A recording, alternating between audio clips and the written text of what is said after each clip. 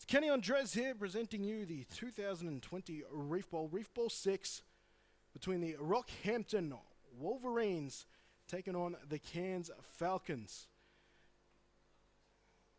Welcome to all our viewers, whether you're tuning in locally or back in the big smoke back in Brisbane. For a lot of viewers for the Southeast Queensland comp, which finished back in November, or wherever you may be tuning in through Australia or even internationally here. Now the teams are getting ready to send their captains out for the coin toss, and getting ready to flip the coin is Gridiron Queensland Hall of Famer Justin Fernley. Now a resident of Bundaberg here in central Queensland, has made the trip up to continue to support the game he loves. He will be joining me in commentary once he's finished his coin flipping duties. Looks like the officials are getting ready to call out the captains. And we'll soon be underway despite our little hiccupy pre-game there. Here at Brown Park, usual home of the Central Queensland Cappers, today serving as the fray for gridiron supremacy here in North Queensland.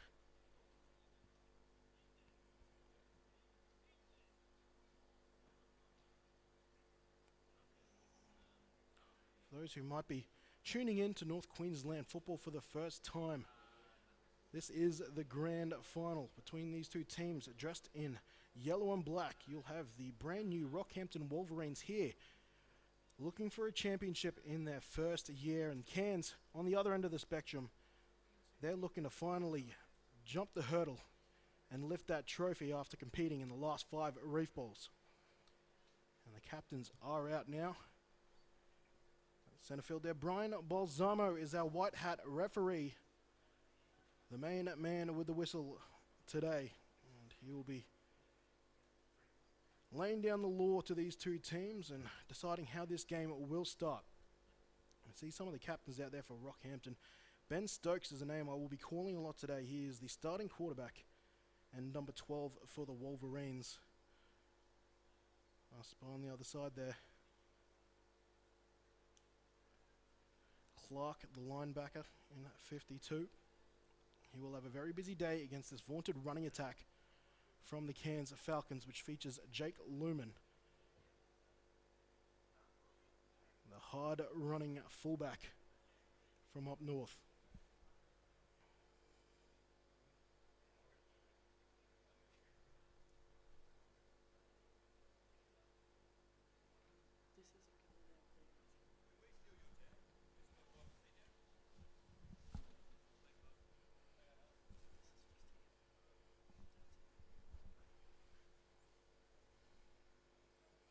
That's a good flip there from Justin Fernley.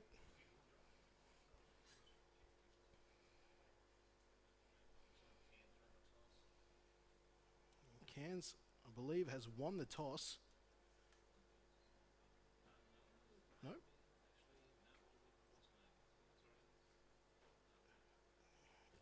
Rockhampton, my apologies. They have won the toss, and they will choose to take the ball to start off Reef Bowl 6. So no deferring here, which has become the trend here. Rockhampton's often to start with the ball first, and that's no surprises given the rain. Well, we finally got a bit of a respite from it after the last hour or so here in Rockhampton. It started pouring down. Rockhampton will look to take advantage of their high-powered offense in this drier weather in case this rain decides to rear its head throughout the latter quarters of this game. Big thanks again to Hall of Famer Justin Fernley as our special guest for the coin toss. He'll be making his way into the commentary booth to join me, to our lovely viewers at home, and provide a bit of insight here.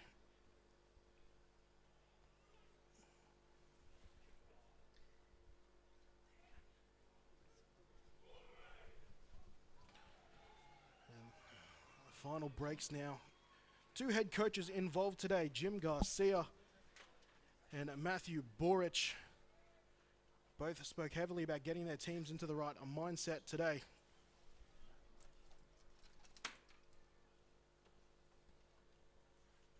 As we Prepare to welcome Justin Fernley into the call, and unfortunately the folks watching here at Brown Park may not get a lot of JF's commentary, but for you folks at home you'll be getting the dulcet tones of Star 80 as we get ready for the kickoff here for Reef Bowl 6. It's good to be here, Kenny. It's just been out in the middle of the field doing the coin toss with the boys. It's very wet and very sloppy out there. I don't think we'll be seeing much of a gratifying passing game today. Soon to see. In my talks with quarterback Ben Stokes throughout the week, he did say that unless the weather is horrid, they aim to pass the football. Yeah. Good luck to him. That ball's going to get very wet and very heavy in a very rapid period of time. Not only that, but the ground's very, very wet and very thick. The grass is quite long, so it's going to make the running game somewhat difficult as well for both teams, obviously. More analysis coming soon, but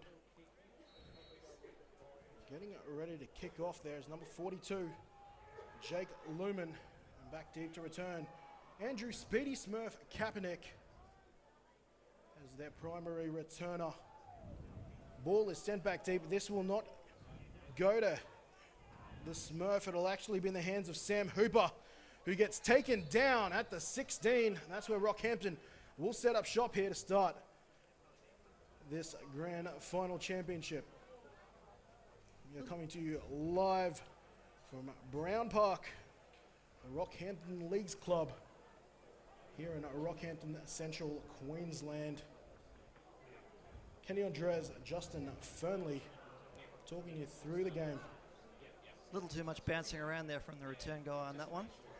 Needs to catch that ball and start running, get up to full speed as fast as he can without trying to find holes. Just let the holes develop and see them in a split second and take that hole.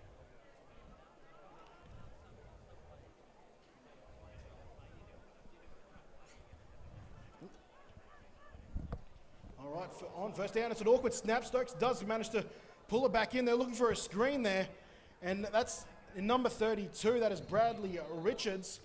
For those who might have watched their last game in round 9, he was wearing number 11.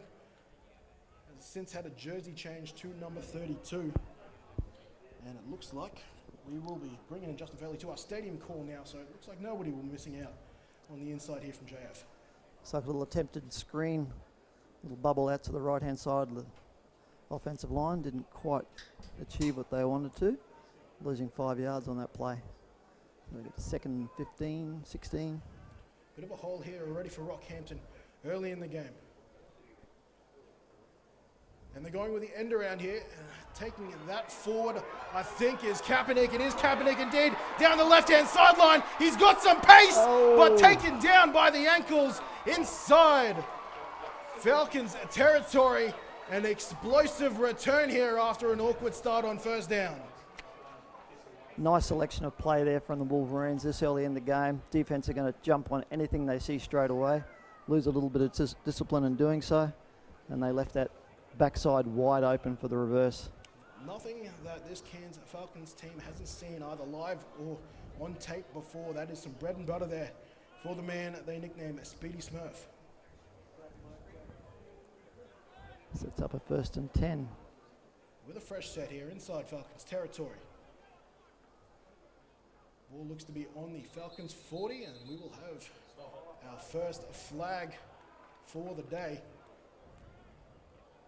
Of course, for those who might be watching American football for the first time, when you see those yellow handkerchiefs on the field, that is the sign for a penalty, and the game will either be stopped or it will come back and be assessed after the play. Is it possible to get a crowd shot while we're waiting for this game to resume? Just walking in today, the streets are lined with cars. The grandstand's pretty much full. We've got people with 50% of the stand on the eastern side of the ground.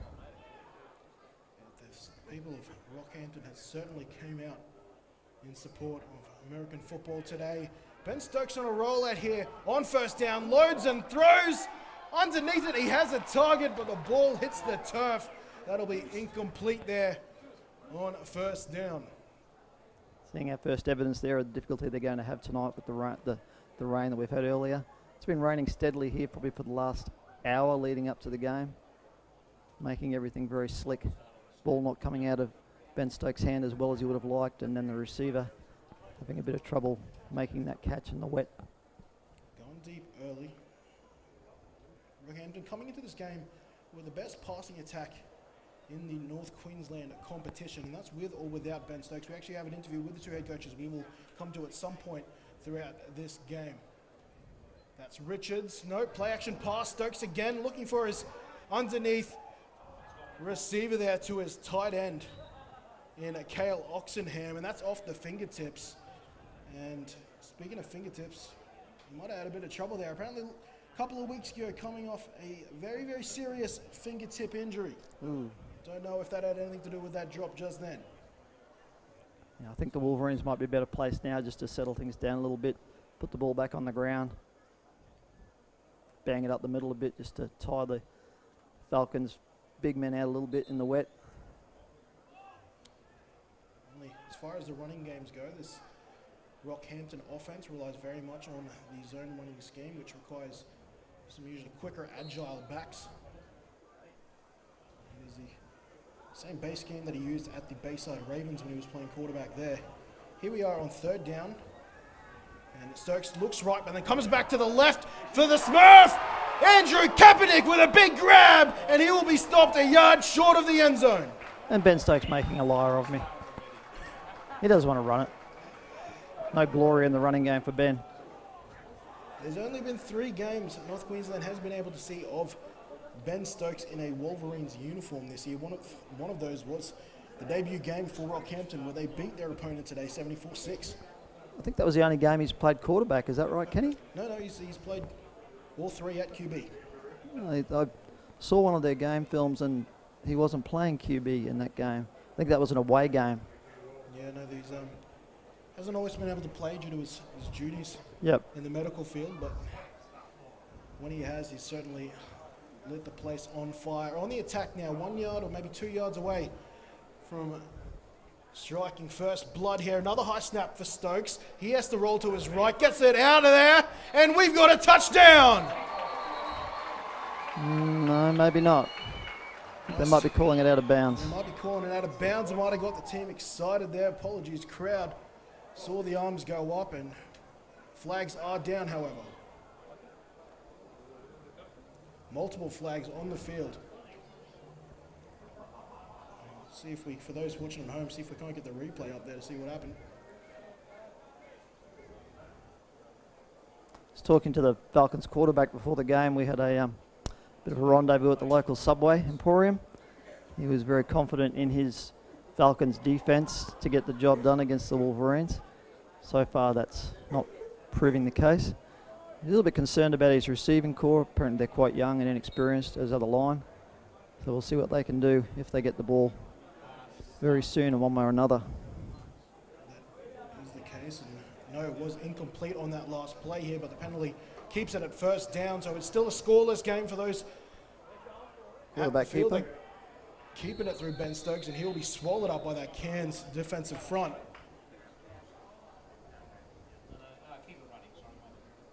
They had another crack at that end around. Slightly different look. Same play, and then Ben deciding to keep it himself. Getting swamped by the Falcons defense. Many coaches have described that logic as smoke and mirrors. One and the same thing out of different looks.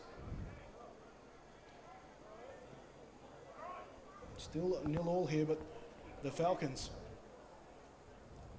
trying to hold on here and keep this to either a scoreless game, perhaps even force a field goal. But I imagine that the Rockhampton Wolverines are going to take 4 cracks at this. They're through 2 of them. Another man in motion, and a bit of passing to the end zone there after a fair bit of misdirection there. The pass lands incomplete, intended for Richards. Curious to see another look at the DB's action there on that play. But I saw a little push. Former wide receiver himself, Justin Fairley, you'd know all about pass interference. And there it is. Probably get away with it though. He's looking back at the ball. Helps you get away with it a fair bit when you're playing DB. Looking at 3rd and goal now. Needless to say, if it was me, I would have been screaming. Of course you would have been. Every good receiver does. On third down. Hampton rolling out again with Stokes. He's under pressure. Flies to the back of the end zone. Incomplete. No good. That's a couple passes now. Looking for pay dirt that have fallen to the turf. And now Rocky will have a decision to make. Yeah, look, I know the pass game through the benefits of one good pass play got them down near the goal line, but I'm just not sure of the virtues of trying to throw the ball into the end zone given they had first and at the time I think it was 1st and 6 thereabouts. Fourth down now, no hint of throwing a field goal unit out there. Stokes is still there with his offense. For those new to the game, this is the 4th and final attempt before they have to turn the ball over to their opposition. Stokes, it's another bad snap. Stokes can't fix this one. He's going to have to run here. And he takes a shot getting rid of the football, and that will be incomplete and a turnover on downs. Fortunately, Stokes able to get that ball away, or else they would have given up a whole 15, almost 20 yards to Cairns there, who now will work out of their own 10. Yeah, very cruel, and that's one of the things that the wet slick ball and the wet ground will do to you in situations like this, and it's the worst possible place for it to happen. So instead of thankfully not giving the Falcons the ball on approximately the 30-yard line, they start with it on about the 10, actually on the 10. Everyone talks about how hard it is for ball carriers and quarterbacks during the wet. That trouble extends to the offensive line, especially if you're playing a center. Peter Corey today will have to be getting a very good hold of the football, especially if they choose to persist with this shotgun snap. Yep. Yes, everything that is hard in a normal game becomes extremely hard in the wet weather. Changes the approach to everything. Now on offense for the first time. Here come the Cairns Falcons. No surprises. No, they're going play action on their very first play, and they almost get someone in the flat. It is a dropped pass, very close to a catch and fumble, incomplete on Cairns' opening play here in Reef Bowl 6. Neither team willing to admit that the wet weather is going to cause them any problems with their normal passing game, Kenny? I think also at the same time, they're not sure if this rain is going to return, so they're trying to get any passes they have right now when there is some clear skies. Well, according to the weather forecast, we should have fairly good weather for the rest of the game. Let's hope they're right. Second down and 10 now.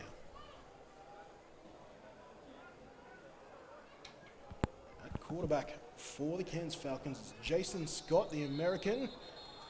He missed on his first pass there, and a penalty here will bring us back to start this second down play again. Do you know any of the history of Jason, Kenny? I did have a chat to him earlier. His coaches want to talk more about who he was as a player today, but he does have history playing in America. He might be a little far removed from it. I think he actually started his career on the defensive side of the ball. Okay. And here playing in North Queensland has since made the move to the quarterback position. Yep.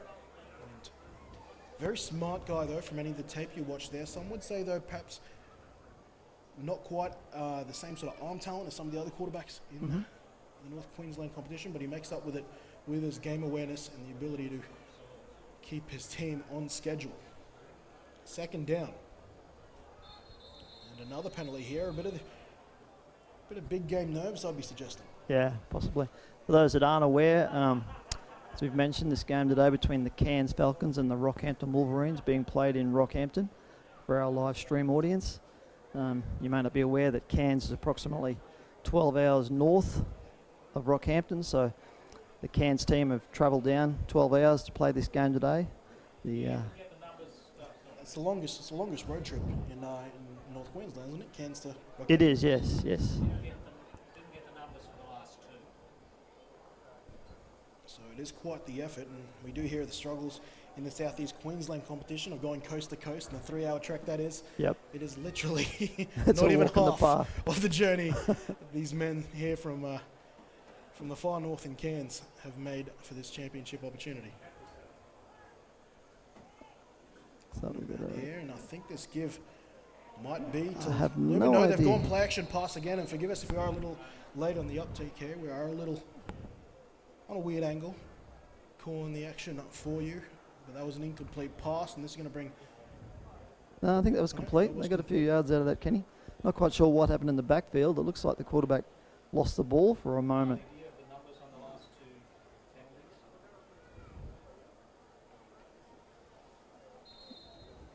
As we're looking at the replay on screen. It's the snap. Yeah, he's lost the ball. He's picked it back up and managed to get it out to his tight end, lumbering for about a Harley, do you have the numbers? 7-8 yard gain. And making that catch there. Oh, it's a first down.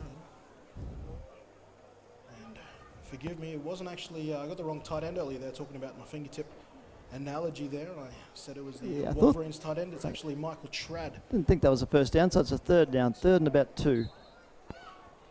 The sideline officials being a bit generous there with their flags. Down. Sideline side judges today, Rich Bell, and then the line judge, Rich Prater. And here go the Falcons again on third down and short. And Rockhampton is celebrating here. This could be a big third and short stop here for the home side. Certainly not a first down. I don't think they really got anything on that one, Ken. Stopped at the line, and this defensive front, one of the guys, I think he possibly doesn't get a fair rap in this league, and that is a replay on your screen. We'll just emphasize there. It's Mr. Mitch Donahue. And they are punting. Wolverines need to get the return man back in a hurry. Decided to launch It's a this nice ball. kick. Oh gosh, he's got a lot on Going to that. get It's some a top. yards. It's going to land And at the the 15. dies on the long grass.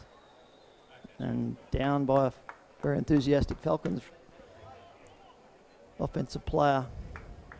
And down at the 15 there, the big top there from the Falcons.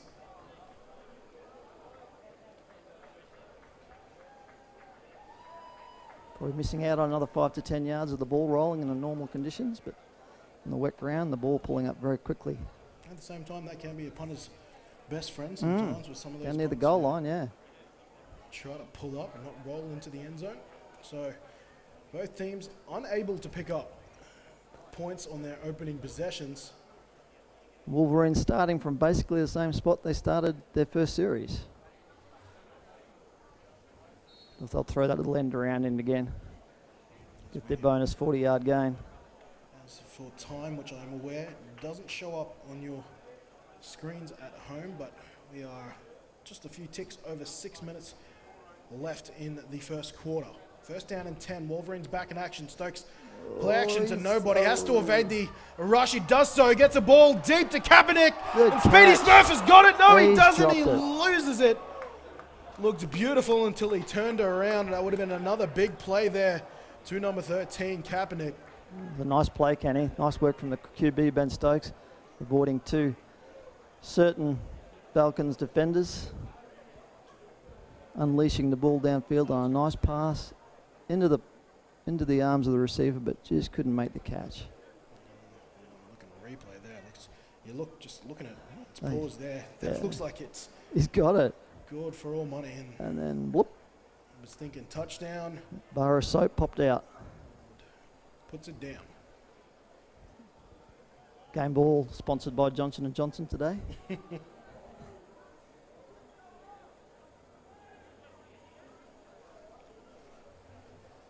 Second down and 10.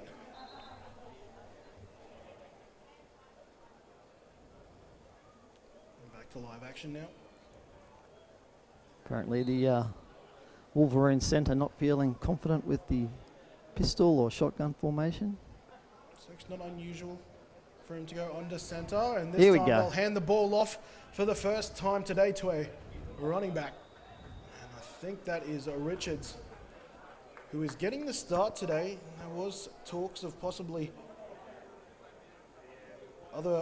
starting a running back in Joey Drain opening the game, but it is very much a running back by committee here for Rockhampton between Drain, Richards, and the debutant from week 9 in Davey, all ready to contribute in the backfield. On third down now, they'll hand the ball off again, maybe seceding to the weather just a little bit. And what Nice about the run. second effort there Second from and Richards? third effort. second, third, fourth. One thing I've been impressed by watching the Wolverines, especially Kenny, just in their game film, is the skill levels that these, well, all of them pretty much are rookies, except for maybe, I don't know, 2 or 3. Ben Stokes, the notable exception, having played for Australia in his past years and the Brisbane competition or South East Queensland competition. But most of these guys being rookies, the skill levels they've displayed from the very start of the season have been very impressive. Well, talking to head coach Matt Boric, and we'll get back to that thought in a second, as Stokes gets back under centre on first down, hands the ball off again, and looking to return to the run game. Oh, the Rockhampton Wolverines. But yes, Coach Boric said that a lot of these guys, obviously, you say that a lot of these guys are rookies. It's literally well over 90% there. The only 2 guys with extended experience on this Wolverines team is, of course, Ben Stokes, as we mentioned, and right tackle / defensive end in Tyler Kelly, who, those watching back at home, is a Sun Devil representative. Played on offensive tackle, and that's what he's doing today here for the Wolverines as well. Played for the Toowoomba Valley's Vultures. Okay. This time going back to the play action, they will hit their tight end in Oxenham. 8-yard gain. Oh, sorry, 6-yard gain. Dropped his first target, and then this one brings it in for a gain of a couple of yards. I'll make this a more manageable third down conversion. For those who might be watching, downs are the equivalent to, say, tackles in rugby league. Each offense has 4 opportunities or downs to progress the ball at 10 yards. And if they do so, they will earn themselves a fresh set. Otherwise, they either have to hand the ball back to the opposition or punt the ball away on 4th down. A very generous spot there on this play, but normally I'd suggest a run play, but Ben Stokes is going to run it. On 3rd and 4, It's we'll a keeper. fake the pitch and we'll keep it himself, and it looks like he might have enough. We'll take a look here. Neither team overly confident. Looking at the spot, yeah, Richard Prater's called the first down. First down, Rockhampton. Nice work from Ben there. He knew what he had to get. Took the gamble on keeping the ball for himself on the option. He would have wished for a drier track today to show off his silky, speedy skills. And that speed option there. And running it with a rugby league flair, which makes sense here at Brown Park. Usual home of the CQ Capras. Stokes hands the ball off. And it is Richards again fighting through tackles. That's a hard-earned couple of yards there, eventually taken down. As I try to make out these bright green numbers for Cairns, I think that might have been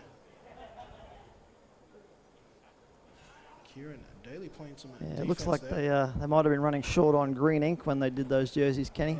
Well, nice to know you're struggling as much as I am. They're very hard to see both front and back. And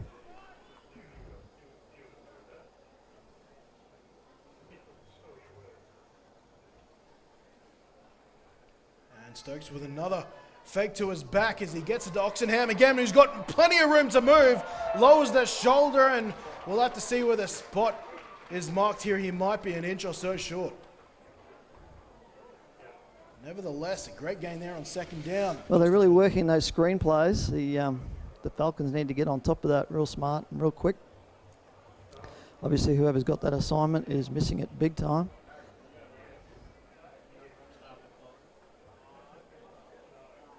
Third and short following that successful pass play. Rockhampton here on 3rd and short. It's one of those plays that defenses can forget about pretty easily, actually, the screen play. And Ben Stokes and his offense using it to very good effect. And a standard pitch. And they'll pitch out to the left-hand side.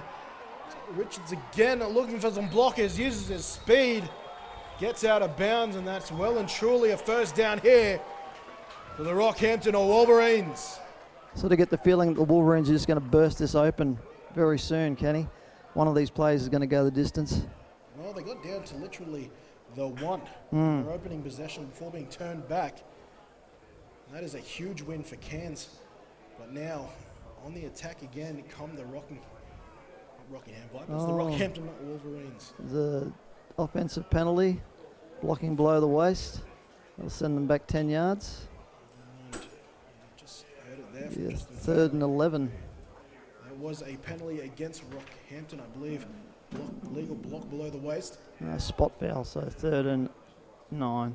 Third and 8. And Wolverines will remain on third down, but they'll be working here from their own 30, almost the 35 of third and 9. So that penalty assessed on where the actual infringement happened, not from the line of scrimmage or the previous line of scrimmage.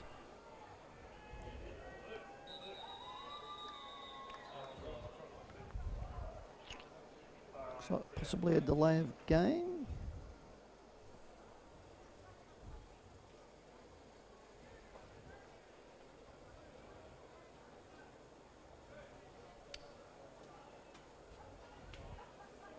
What's that signal mean, That Ken? is I'm a bit rusty on No, my you're right. That is a delay of game. delay of game. So That happened very fast. yeah, it happens a lot. I think after penalties there, I think a lot of teams forget that clock starts and they're still trying to get, you know, a clarification ball for taken penalties back. and whatnot. But Having a chat.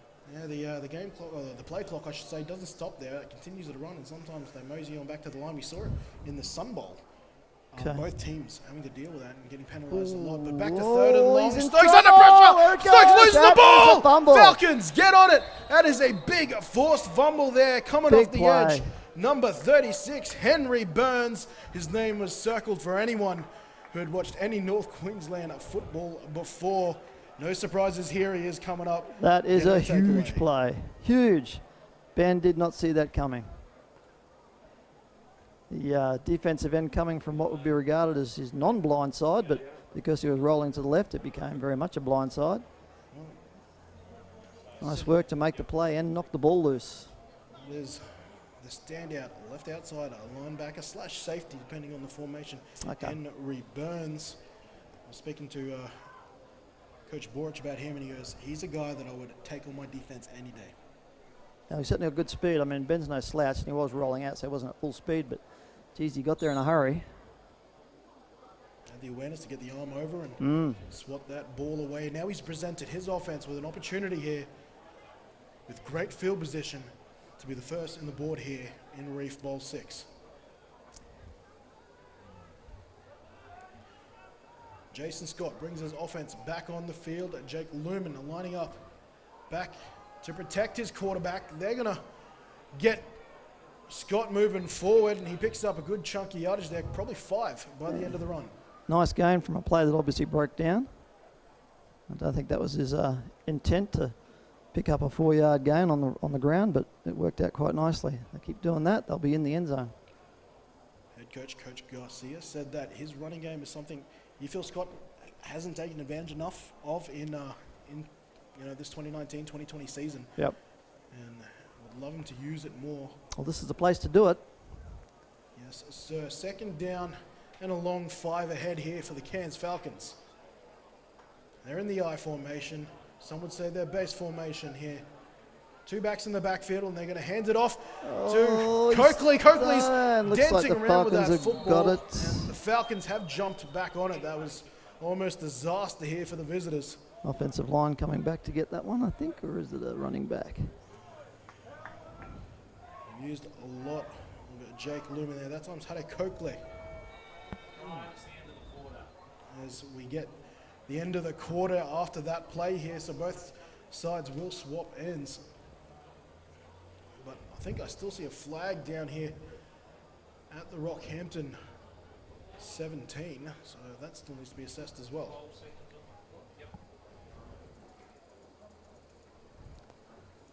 Wolverines defense almost playing a 85-46 Bears type formation. They've got about 7 or 8 people up at the line inside the 3 yards from the ball, so pretty much on the line of scrimmage. It's funny you say that. Coach Borich there, big fan of the Bears, particularly the 85 Bears, and loves that 46 front. And he said it's highly influenced how he's designed this defense. Oh, that's good. I thought I might had 2 chances then, sounding like I knew what I was talking about, or sounding really stupid. You're on the nose. Thankfully, it paid off. Either that or you're looking over my shoulder at my notes, one of the two. But yes, it's Probably a good defense for this kind of conditions. It's very vulnerable to quick little dumps over the middle especially. I don't know if the Falcons have noticed that, and I probably shouldn't be giving them tips, but certainly vulnerable to little 5-yard dump-offs to the tight ends. Yeah, to call it as you see it. But Probably a little bit difficult getting it to the wide receivers on little quick slant plays. But certainly those dumps off to the tight end, it's vulnerable to that, unless you've got a gun, strong safety or outside linebacker protecting against that, of course. and seeing the chains move here, I think that penalty has gone against Rockhampton. Oh, See that's if I a, can have it's a lifesaver for the Falcons. maybe our instant Reef play official Tim might be able to give us a clue what happened on that last penalty. But anyway, now it's officially the end of the quarter, after they assess the penalty. And at the end of one, we have the score of 0-0 here in a Reef Ball 6. Now have 2 possessions under the belt. The Falcons going through their second of those 2 possessions. No score on the board so far. But the Rockhampton Wolverines have come awfully close, just haven't been able to execute in the red zone. Yep. The crowd needs to get a bit more vocal when the Wolverines have got the ball, encouraging them into the end zone. Start of the second quarter here, and there's no doubt about it, this is a pro Rockhampton crowd, as you would expect here in Brown Park. And here goes Coakley, and he is gang tackled there, trying to find yards off the left edge. Behind is blockers there, one of which Travis Driver, I think, who's trying to set the edge for him.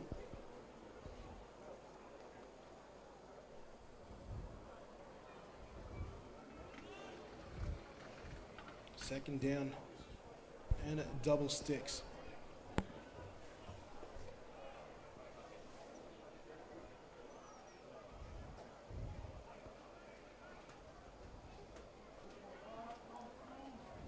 Second and 11. Here goes the Falcons.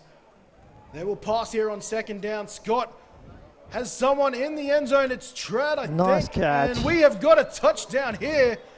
Touchdown. No flags on the field, and the Falcons hold the phone. He's a big target, that lad. I'm just getting confirmation there from Can't see official any here in the flags. booth. No flag. You just saw the hands wave, but the Falcons, the visitors, thus getting on the board here. 6-0 Falcons. No, we've got an ineligible lineman downfield. There we go. Thought I spoke cruel. too soon again. These One of the offensive linemen has crept more than 3 yards beyond the line of scrimmage on a pass play, so that's an ineligible receiver downfield. And I think that might have been,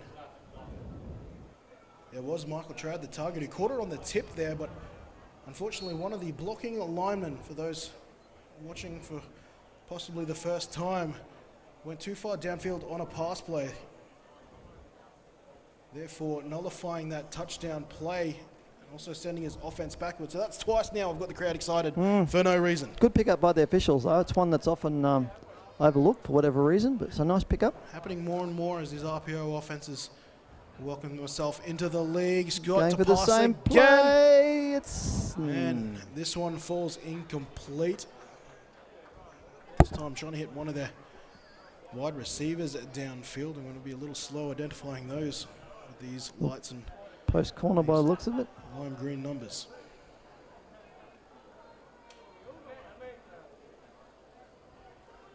Just looking at the replay now. Receiver out in the right, yeah, little post corner. Pass well underthrown, although the receiver did pull up a little bit, but Coverage on the play there from Cody Slaps Ryan. yeah, nice coverage. But I will admit, I think I'm a little surprised by how many pass plays we've already seen from this Cairns Yeah. offense, who some wouldn't be surprised to see run 10 to 12 times in a drive. Yep. And they're back to the run play. Trying to get to Maybe this is Lumen, why. and Lumen fumbles the pitch play there, but does fall on it. Possession will stay in the hands of Cairns. Well, we've seen more drop balls on the run play than we have on the pass plays, Ken, which is a little unusual. Well, the surface here at Brown Park drains remarkably well, but clearly the moisture is staying on this football. Yep. Both teams having trouble. There's also a little bit of And we're going to see a first timeout here, and this will be taken by Cairns. a little bit of eyes being taken off the ball by the running back on that last one. I think probably contributed to the slipperiness of the ball as well. Just having a bit of a peekaboo before we actually got going. I think Cairns here knowing that one score in a game like this can be the difference, so we need to take some time here. I'm really surprised the score's still 0-0 after a quarter of football. Both teams have been moving the ball fairly successfully. Wolverines especially, but just one play, one big defensive play proving the difference. Maybe that might be our first touchdown, Kenny. Big defensive play.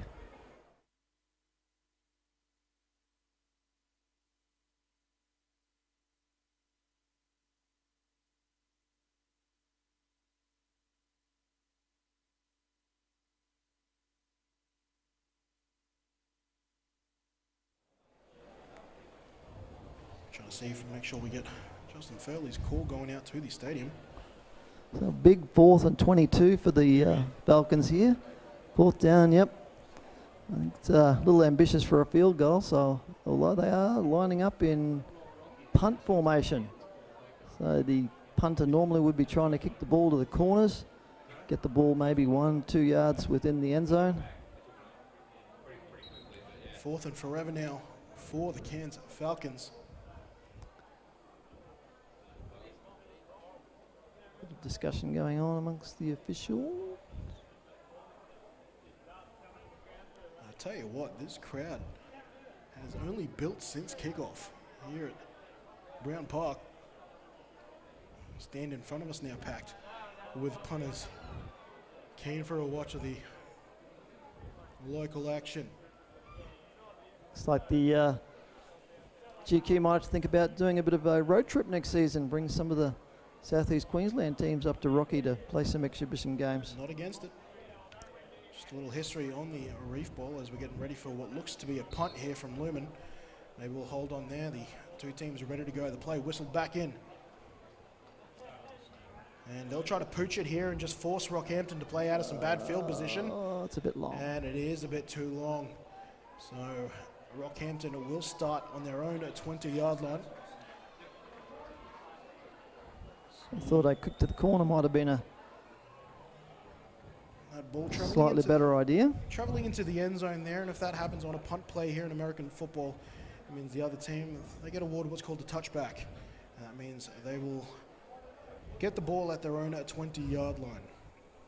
Of course, that's why punters are aiming for those corners, trying to get that ball out of bounds or stopping short of the goal line there and forcing their team to ideally play inside their own 5-yard line. Especially in these conditions, Ken. Nice way to pick up 2 points for a safety. Exactly right. We'll get to that if it comes to it. Let's look at that. Ben Stokes in the gun. Double A gap pressure here from Cairns. They go And on the there's end the end around around. again. And that is checking that is Kaepernick again at getting the end around call. Flags are back down around the line of scrimmage though, so I'll hold my call on the result of the play. Don't want to get burned again, do you, Ken? Yeah, it's going to happen. Otherwise, it'll be about a 4-yard pickup by the looks of it. 3 or 4 yards. We've got a false start on the offense. Someone moved a little prematurely.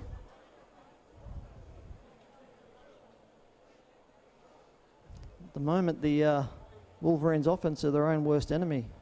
With drop balls and fumbles and penalties at the line of scrimmage. Falcons defense will be pretty happy about that. 1st and 15. Stokes is back with receivers spread across the field. He will take it in the shotgun, and now we'll have to run out to his left, and he'll turn himself into a ball carrier, find a bit of space, and will get out of bounds. Picks up, looking at about 11 yards there, which will make this approximately 3rd and 4, maybe 3rd and 5. And look, that's what Ben needs to be doing more of, Ken. He's actually started off as a defensive back, moved into the offense, played quarterback, bit of running back, and he's a very good runner of the ball, and just sitting back in the pocket isn't going to be the best thing for his team. He needs to really get out of that pocket and run and make the Falcons defense respect that and pick up some yards in the process.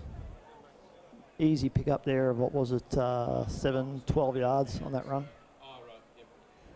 And there he is, being wise and getting back to self-preservation. Back to live action now, though. Stokes with time in the pocket, launching it deep. That's incomplete. Looking for number 21 there, and Dylan Hooper, but the pass is overthrown. Incomplete, bringing up a third down here for the Rockhampton Wolverines. Yeah, it's a trap that that guys that don't start off at quarterbacks but are good runners of the ball can fall into. They end up going into the quarterback position and thinking within themselves that I'm a quarterback, my job is to pass, and they fall into the trap of just staying in that backfield too often instead of using their skills, on the ground and picking up yards that way. As we come back to the action here, Ben Stokes in the shotgun with three receivers out to the right, including his tight end Oxenford, and he will roll that direction now. There he goes again. Turn upfield and tuck the head down. He beats one defender to the sideline and then will fight for more yards. And picks up a first down. I think he's got a fresh set. Ben Stokes, as you mentioned, his playing background there, obviously a quarterback nowadays, but yes, did start his career at safety where he represented Australia. Was an outback safety, but more recently, as far as representative football goes, was one of the Queensland Sun Devil quarterbacks there, and was successfully used as one of their more ball-running That's right. quarterbacks. But before the NQ season, we actually saw him play in the Sun Bowl as a safety, making one of the key players of the Sun Bowl. And he landed around with a look and smashed behind the line of scrimmage. Nicely read. And taking that carry, and I think that might be his first carry of the game there, number 26, Joey Drain. Yeah, Wolverines rotating through their running backs now.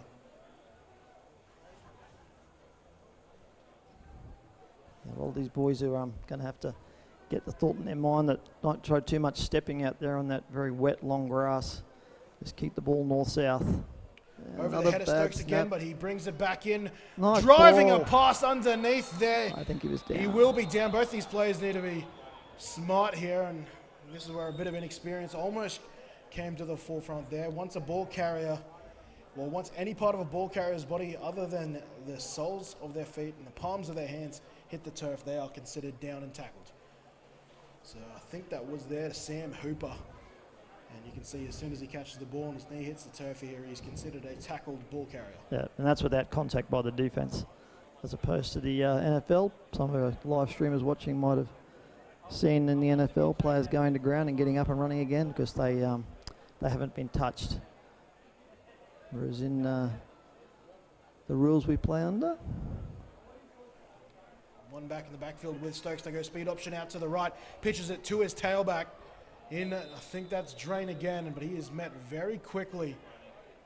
Finding him on the edge there, I think is number 23 perhaps. Again, these numbers not kind to my eyes. The Henry Burns, sorry, my apologies. Queensland competition playing under IFAF rules, which have been derived from NCAA rules in the United States. Which is the collegiate competition. Yep, and under those rules that a ball carrier doesn't have to be touched prior to hitting the ground for the play to be called dead. Was Burns on the tackle there? Of course, Burns with one huge play already for his team back in the first quarter where he forced a fumble and a sack on Ben Stokes coming from his blind side. Oh, he'd playmaker. Fourth down now. And it looks like Cairns are expecting a punt. But I think we've got a timeout here. The water's been sent on the field. Yeah, I'd say that's a probably not a heat-related timeout. Getting confirmed that is a timeout. And I'll just blatantly ask him, Tim, was that a timeout from Rockhampton? Yep, good chat.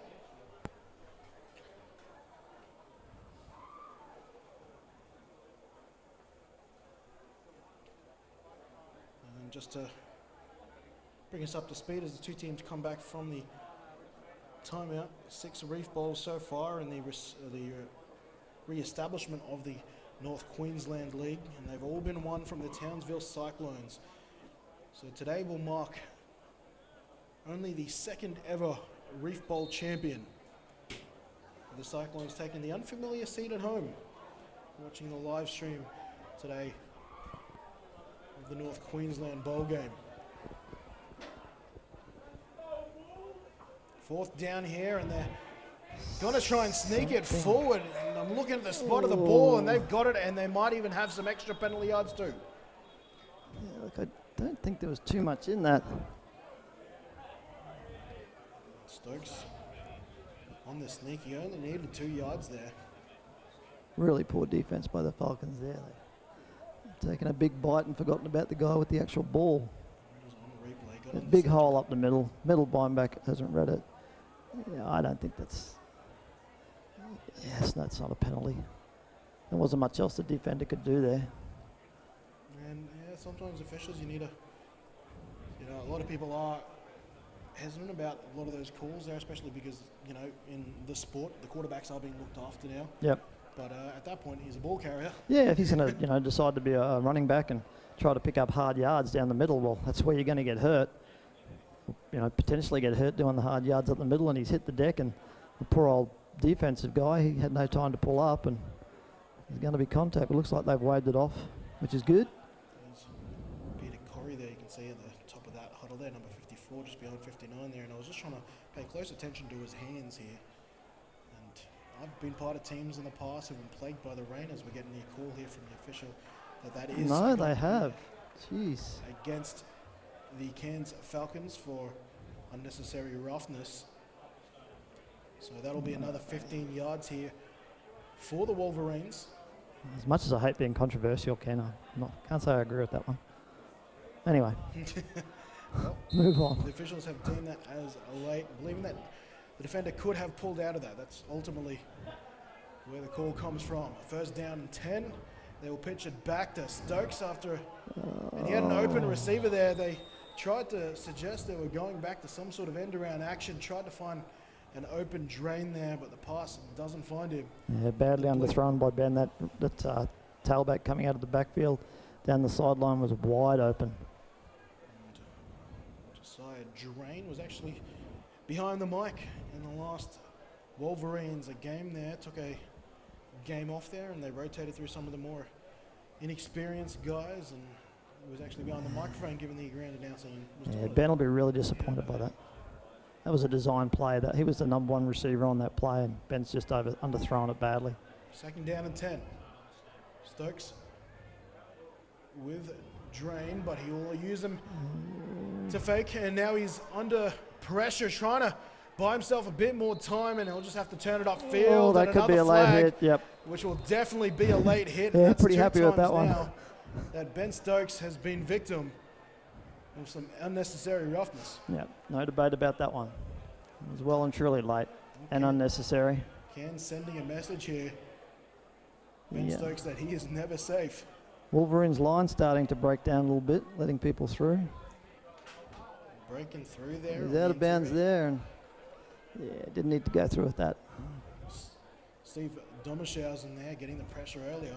One of the oldest players on the field today, I think at 49 from my notes. Can't see them in the dark here, but I think almost 49 years old. Oh, just a young fella. Well, it was funny, they were talking about your great efforts, obviously with the Ghosts initiative Yes. in Gridiron, Queensland, where a lot of the older players come back and get a kid on the first time, and they joke that all their Ghost players, well, they're making up their actual starting teams. That's nowadays. right. Yeah. Look, it's been really successful to bring a lot of guys back, not only to the game as a whole, but actually back to the game playing. We've got a lot of guys 35 to even to 50 down in southeast Queensland playing the game again, and finding that they're still able to contribute at a high quality level. Oh, yeah, no, obviously the beginning age for Ghost participation is 35 years old, and Yep. I think for the Rockhampton Wolverines offensive line, their average age is pretty much 35. Wow. And then, but on the flip side, the Cairns Falcons D-line is resembling something similar as well. So that's quite the battle there between the veterans, the seasoned, the experienced lines there. It's a good age to go into offensive and defensive line on a gridiron point of view. Kenny, you know, you've had your youth playing league and union and Aussie rules out being a superstar. And 35, you know, getting to the trenches, and that's where you belong at that age. Take your word for it. What was your time in the I played my share of defensive and offensive line. Can't say I was very successful, but I was in there getting hit. Just over 6 minutes remaining for those watching at home. 6:17 is the time I have here on my clock. It's my process at defensive line was, Kenny, just try to get into the offensive backfield as fast as I could and avoid all contact. Sometimes it worked. They managed to run over the top of me and trip over. And sometimes you were 15 yards That's out of the right. First down and 10. Rockhampton on the attack, Oh, under pressure. Through, Stokes will have to run speed. again. Tucks the ball under his wing and lowers the he shoulder. dropped He it. gets hit very hard, and the ball is in the hands of the Falcons. Stokes gets up, but he is looking a little shaken there. That was a huge hit there by the Falcons D. Benny, unfortunately, not tucking that ball away when he got into that traffic. Nice job in front of him of lead blocking by the wide receiver, I think it is, or maybe the tight end. And then he just forgets to wrap that ball up. Well, you can see it's Nice up hit from the under side. arm. I'm trying to see who Yeah. made that hit. Two hands in this sort of traffic and this sort of weather. Got to respect the fact the ball's wet and slippery. You've got to remember that every play. Now, it's easier said than done. Couldn't quite make out the number there of the hitman on the play. I want to assume it's Burns, but I don't believe it is.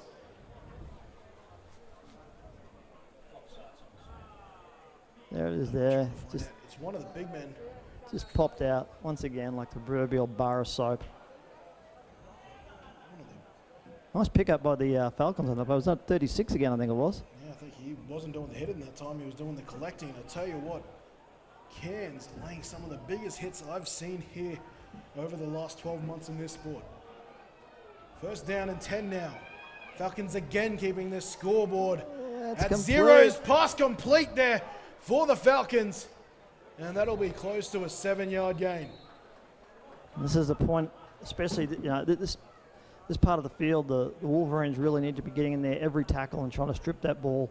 First guy in, go for the strip, wait for the other guys to come in and help make the tackle. But it's going to be vulnerable, ball slippery, we all know that. Get that hand in there, try to get that ball out. Saw that done to very, very good effect in last year's Sun Bowl down in Brisbane. The Ravens against the Rhinos.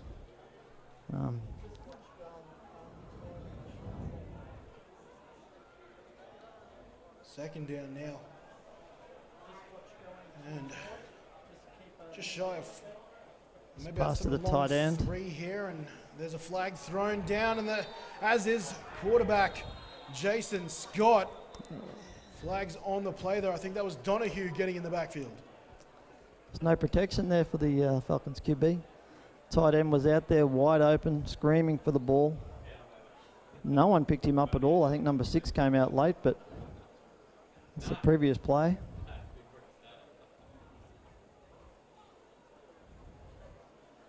You see the tight end wandering out here. No one's big. Oh yeah, we got the outside linebacker gone to him, but he's still pretty open.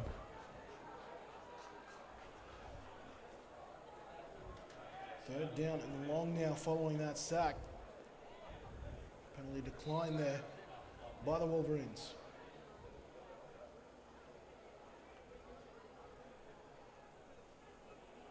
And they'll try. Oh, they've thrown that's backwards. gone This is going to be backwards. a defensive That's a touchdown. touchdown. They I can't called take it. this one I off called them. it, Kenny. No I called flags it. on the field.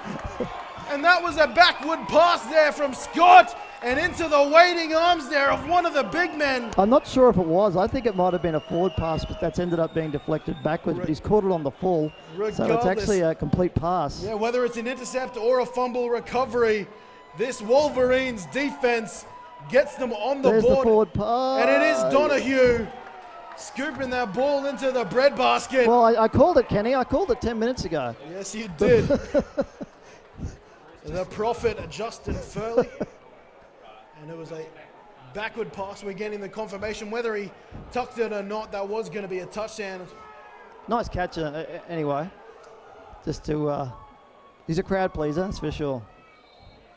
But I think the only thing that separates that, whether he caught the ball or not, is whether it's an intercept touchdown or if it's a fumble recovery touchdown. The key word there is a touchdown. What's it going to go down on his stat sheet? He probably doesn't care. I'll talk to the statisticians. Yes. Once Let them make that decision. 6 points here to the Wolverines, looking to add 2 more to go ahead by a full 8 points. Stokes looks left, shoots left, and it is incomplete. The score will remain at 6-0.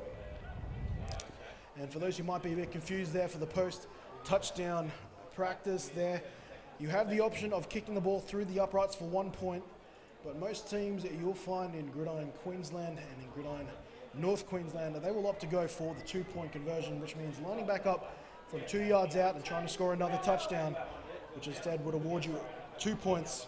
But in this instance, unsuccessful, so the Wolverines will remain with a 6-point lead over the Cairns Falcons, who just moments ago were reeling away from a big defensive play themselves. Here we go, looking at the replay very soon again. I'm surprised they went for the 2 given the conditions, Ken. I would have thought that 1 point, given the way the game's gone so far. Yeah, but we might be a little short-memoried here. It's only recent years that in southeast Queensland, some of the premier teams have consistently started kicking PATs. Yeah. Before then, it was 2 points. Very much, yeah. And I expect much the same out of North Queensland for the time being. Yeah, I was just going to say, I don't know whether they've got a bad, kicking team or not, but it could be part of the reason, not Squib consistent. kick here on Just pick it up and run, son. Suing kickoff, and fielded well there by the special teamer in Benny Chapman, making the tackle down there inside the Cairns 20. Well, the Falcons need to adjust here. The 2 pass plays in a row ended in disaster. But a touchdown to Wolverines. The Wolverines defensive line or defensive front 7-8 are just streaming through. They're just trying to blitz every play, so they've got to come up with plays to take advantage of that and trying to get not even basically just naked screens out to the left and right isn't going to do the job for them. They need to start doing some draw plays or just punching up the middle with the run game. And just keeping everyone up to date with the history of these 2 teams over the 2019-20 season. Round 1 saw the Wolverines win 72-6. They met again 2 weeks later with another Wolverines victory, 44-18. But it was the Falcons who took out the last game, where they defeated the Wolverines 20-6 with a very, very strong defensive display in the second half and some really good running there from Jake Lumen. And they'll need that right now, trailing 6-0 here. Facing the defense that just put up a lone 6 points here in the game so far. Yep. Obviously, I don't know a whole lot about the Falcons' running playbook, but players that work successfully against this sort of defense are going to be what are called pulling plays from the offensive linemen, where they leave defensive linemen ostensibly unblocked, and then they get picked up from the side by a pulling lineman, opening up holes. Jason Scott, he's back. Fakes one way, now he's throwing downfield, but there's plenty of Rocky defenders, none of which can make a play on the ball. The closest there was Cody Orion in coverage, incomplete, and that'll bring up 2nd down and 15. Yep. That'd be the idea is good, but they need to be doing things like comeback pass plays where the receiver runs downfield like that on what's a fly pattern or a go pattern, hit that 15-yard mark and then just come back to the sideline to catch the ball around the 10, 12-yard line and pick up easy yards that way. But trying to put out bombs like that in these conditions is just not going to work. Especially when it's not exactly a strength of this Falcon offense and Jason Scott. Yeah, he hasn't got a strong arm, and he's trying to pass 40, 50-yard passes. Worth noting there was a flag on that play, but it was waved off by Brian Balsamo, the white hat referee. 2nd down, 15. And they fake it to Lumen, and now under pressure is Scott. No. He pitches the ball out. His knee was down, though, so they will take it from where he was tackled. And that will be a huge loss on the play here. This Wolverines defense riding the momentum. Falcons quarterback there trying to avoid the big loss of yardage by pitching the ball forward, trying to convince the officials that it was an incomplete pass, but they're not having any of that. Well, take a look at where they are now. They're inside their own 5. This is Yeah, he was eerily wrong to it, similar yeah. to where they were when the last Yeah. touchdown was scored. Pressure's on, 3rd down, and what's that? 27 yards? It's a mile. 25 yards. And we've got a timeout now taken by the offensive unit. Cairns will take what I believe is their 2nd timeout of the half, and they'll return to their sidelines. And we might take a quick break ourselves. Back very, very shortly. The Wolverines, they're leading this Reef Bowl 6-0 here in Reef Bowl 6.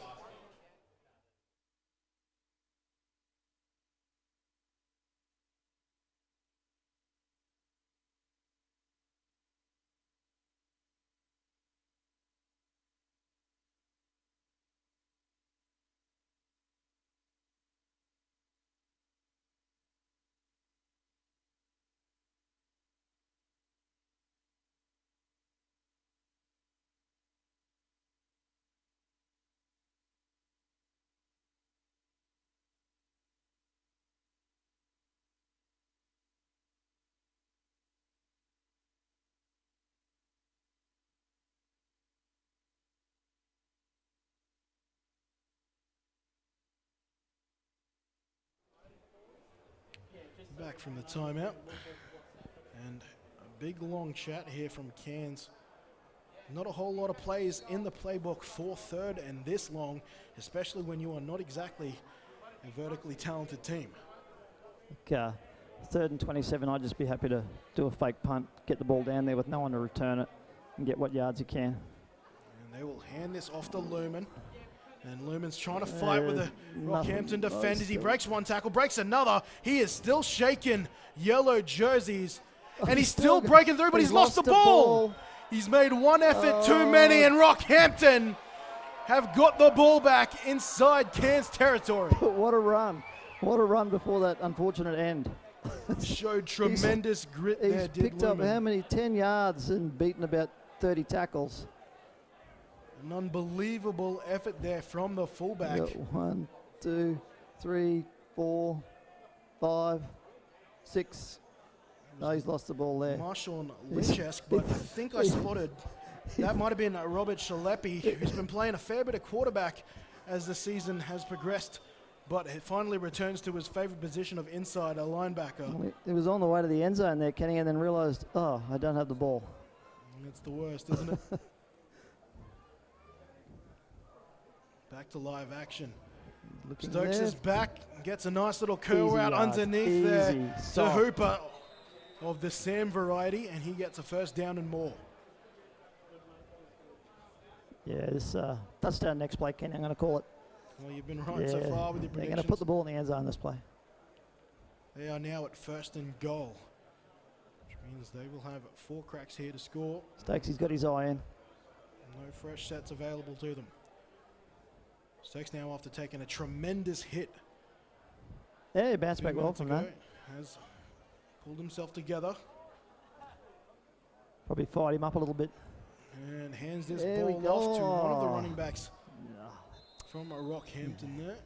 They did that on purpose there just to spoil my prediction. They did, mate. Not perfect, Oh, believe it or not. Just trying to see the running back getting helped to the ground there.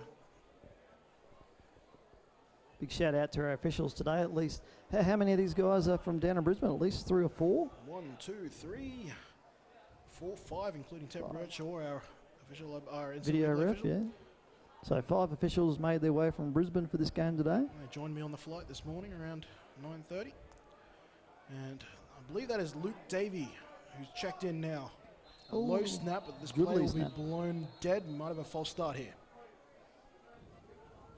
It's called the dribble snap to make the ball totally unseen by the defense and have no idea where it is. For those who might be new to the game, that was complete sarcasm.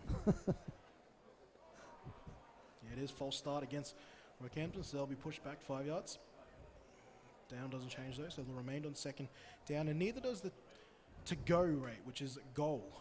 So they still, despite moving back beyond 10 yards of the goal line, they still have to score here. I think they're 9 yards out at the moment, Ken. You're right, 9. So take everything I said, throw it in the bin, and let's begin. That's okay. It's hard to tell sometimes from this angle. And Pass keeper play for into the Stokes end looking of- for oh, the that's got to be corner, DPI, and but he's he's caught it caught on the back Didn't matter. shoulder. And I think that is It's a first not down. that is older the That's a Hooper there. touchdown. That's Dylan Hooper bringing it in for the Wolverines' first offensive touchdown of the evening. So there's only one play late, maybe two plays late. On the fade route there, had to work for it. Fighting against some pretty blatant DPI on that one too, Ken. Well, turns out he didn't need it. Should give him a bit of a bonus penalty. Yeah. And even a lot of the folks here in the media booth is a little surprised there was no flag called there, but ultimately It didn't matter. did not matter. The touchdown was scored.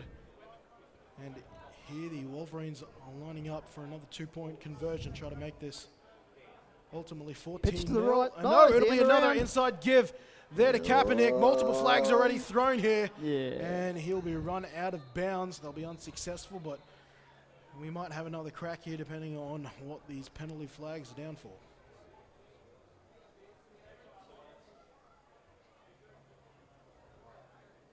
We got a call from the video ref that was an offsides on that play. That's his call. Which means that I'll have Rockhampton another crack. we'll get another crack. Oh, false start. False start. There we go. We were right. Should have backed ourselves. And then naturally that will be declined. 12-0 to the rookie team, Wolverines. It's been a huge season for them. First season in the league this year, in the North Queensland League. Scratched together by a bunch of ragtag athletes, hoping to try to spread the love of Gridiron in North Queensland. Well, they found quite a few of them, and as you would in this sport, we find no matter where you start a team, you find them from all different sports. The receiving core is largely made up from AFL converts there. Obviously, there's a good dose of rugby league players in both of these teams, both Cairns and Rockhampton, rugby league country. Yep. And a couple of union players thrown in there. And there's a couple of other interesting stories. One person I'll talk about is one of the rotational linemen for Rockhampton. It's number 79, I believe, in Grant Mears. They call him the Mountain, a big 6'3", 245-pound unit. Yep. Who's playing team sport for the first time this season. Okay. And it turns out he didn't know what he was missing. Yeah, there's some big units on both sides of the ball. Good mobile athletes too. This one fielded at the That's 10. better run back. And returned here. Good tackle on special teams there. But this return there, set up by Chris and Knight, will get Cairns back into the action around their own 25. Just that catching that ball and hitting full speed as quickly as he could. Even though he got tackled, he probably picked up about 6 or 7 more yards than what the other returns have done, just purely by trying to get to that kickoff team as fast as he possibly could.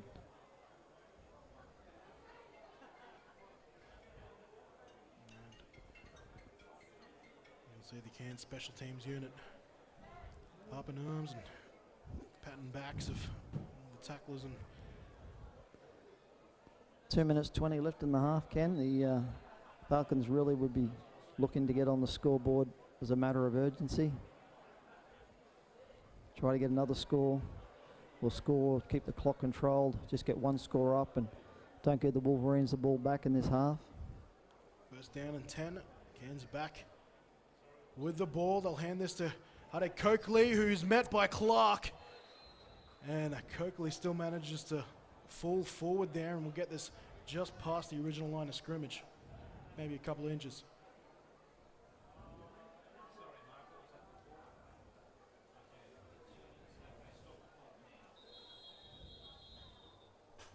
There's a 2-minute warning. 2 minutes left in the first half.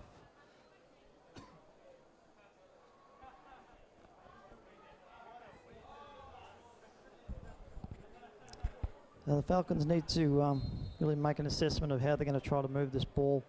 The pass game isn't working very successfully. Quarterback not getting a lot of time to get the ball away. Probably needs to start working on some little 1-2 drop passes instead of trying to get into even at least a 3-step drop. Well, This is the sort of thing. Speaking of the devil, And unfortunately underthrown. But that's what he needs to be doing. The Wolverines are respecting the fact that the Falcons have got some speed on them, giving them a big cushion. Got to take advantage of that. They're not getting much yardage up the middle in the run game or on the edges. So those little 1-2 step drops and just get the ball away as quickly as you can to some slant patterns or even some out patterns to get some movement on that ball. This will be third and long now, and see Cairns line up in their I formation once again. They've flipped their backs now. I think it's Hunter Coakley lining up at fullback, and that's, I think, Lumen. This will be a tail. dump off to the tight end. And No, dump it's it a to little Lumen. pitch to the tailback. And Lumen. Nice run, Spins breaking out of one tackle. tackles. He's picked up a few nice yards on that play. Lumen there, still trying to get going. He's had the one big run, but that was nullified by his fumble. And so far, the Wolverines have done a good job of keeping him under wraps. And there might have been even a questionable motion there on that play as well, JF. Yeah, he would move forward a little bit too soon when the player's in motion. They have to remain running sideways across the field. There can be no forward movement at all prior to the snap of the ball, unless that's their first movement. Of course, at the snap of the ball, they can't be moving forward. Worth noting now, we are inside the final 2 minutes of the first half. We missed the 2-minute warning there. 1 minute and 49 seconds. And counting now as this punt is a line drive here from Cairns, and they will try to blow this ball into a Rockhampton player. That's a good result, respective of what they tried to do afterwards. That's down around the 10-yard line by the looks of it. Very nice punt. Little surprised the return man for the Wolverines wasn't up a bit closer there. The Falcons kicker hasn't been kicking it a whole lot of distance so far in the game, and I certainly would have been looking to get up there, catch that ball and get some yards on the return. Well, just over 90 seconds remaining in the first half of football. The Wolverines, they'll have 1 minute and 37 seconds to try and engineer a drive that will get them 3 scores ahead heading into the break. Just while I'm thinking of it too, Ken, our national anthem singer today, Daniel, what a fantastic job he did. And a good job to improvise as well when our audio Yeah. system cut out and he didn't get the actual That backing was track. sensational. Sounded great down there on the ground. Thank you to him. A wonderful contribution to this game. And the festivities today. Stokes with a deep drop rolling out to his right now under He pressure. gone. Trying to find a target and he won't get one. A huge play there from Cairns. Almost a safety, and it's very close. And you're exactly right. Ben almost pulled an Orlovsky there. And Whoa, almost carried points. what? Oh, That's got to be on the goal, like 2 inches from the goal line. it is not far at all. I think We can't get the angle from here, but wow, that's close. the smartest thing Ben Stokes did there was fall forward. No. I think some of the Cairns players, I can't quite make out. For those think that it aren't might have been- aware, if the offensive team gets caught with the ball in their own end zone, that's a 2-point safety to the defensive team. Ball gets brought out to the 20 for a kick restart. That's a timeout called here, I believe, from Ben Stokes either been very lucky on that play or very smart. One of the two. I'd say it's a bit of both. well, he wanted to throw that ball away. You could immediately look him downfield, but all his options were taken, and he couldn't even rotate his hips around to try and throw that ball away. Once he's outside the pocket like that, he can just dump it to the sidelines, can't he, Ken? He's got to get it back to the line of scrimmage. Okay.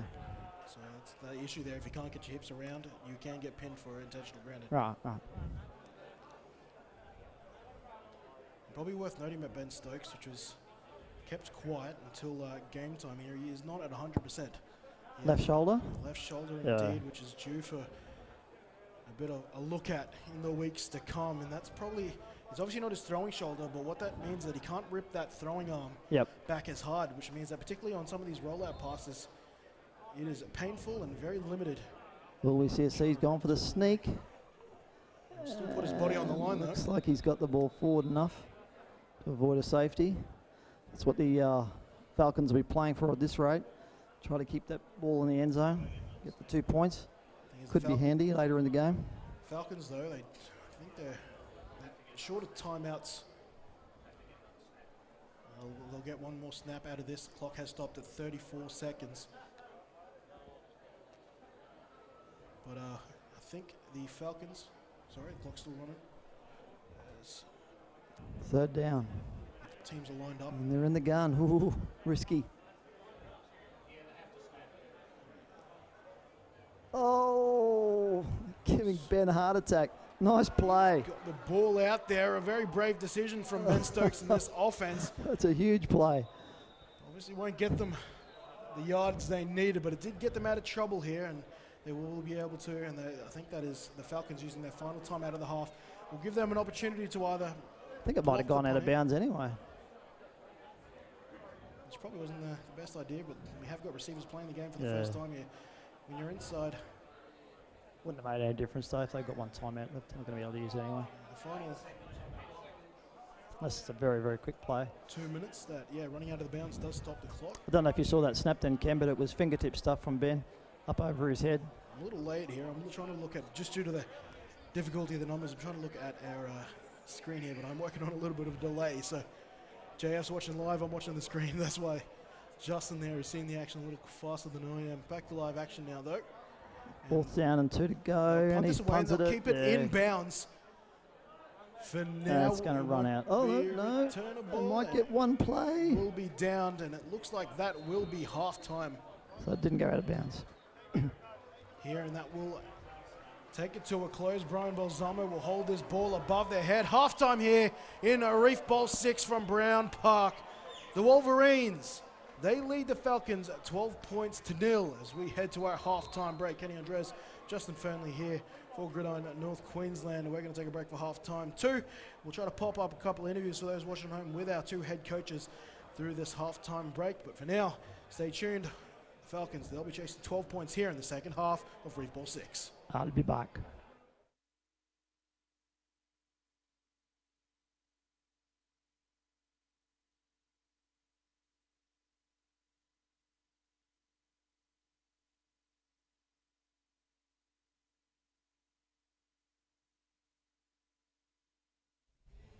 All right, here we are, pre-game of the 2020 Reef Bowl 6.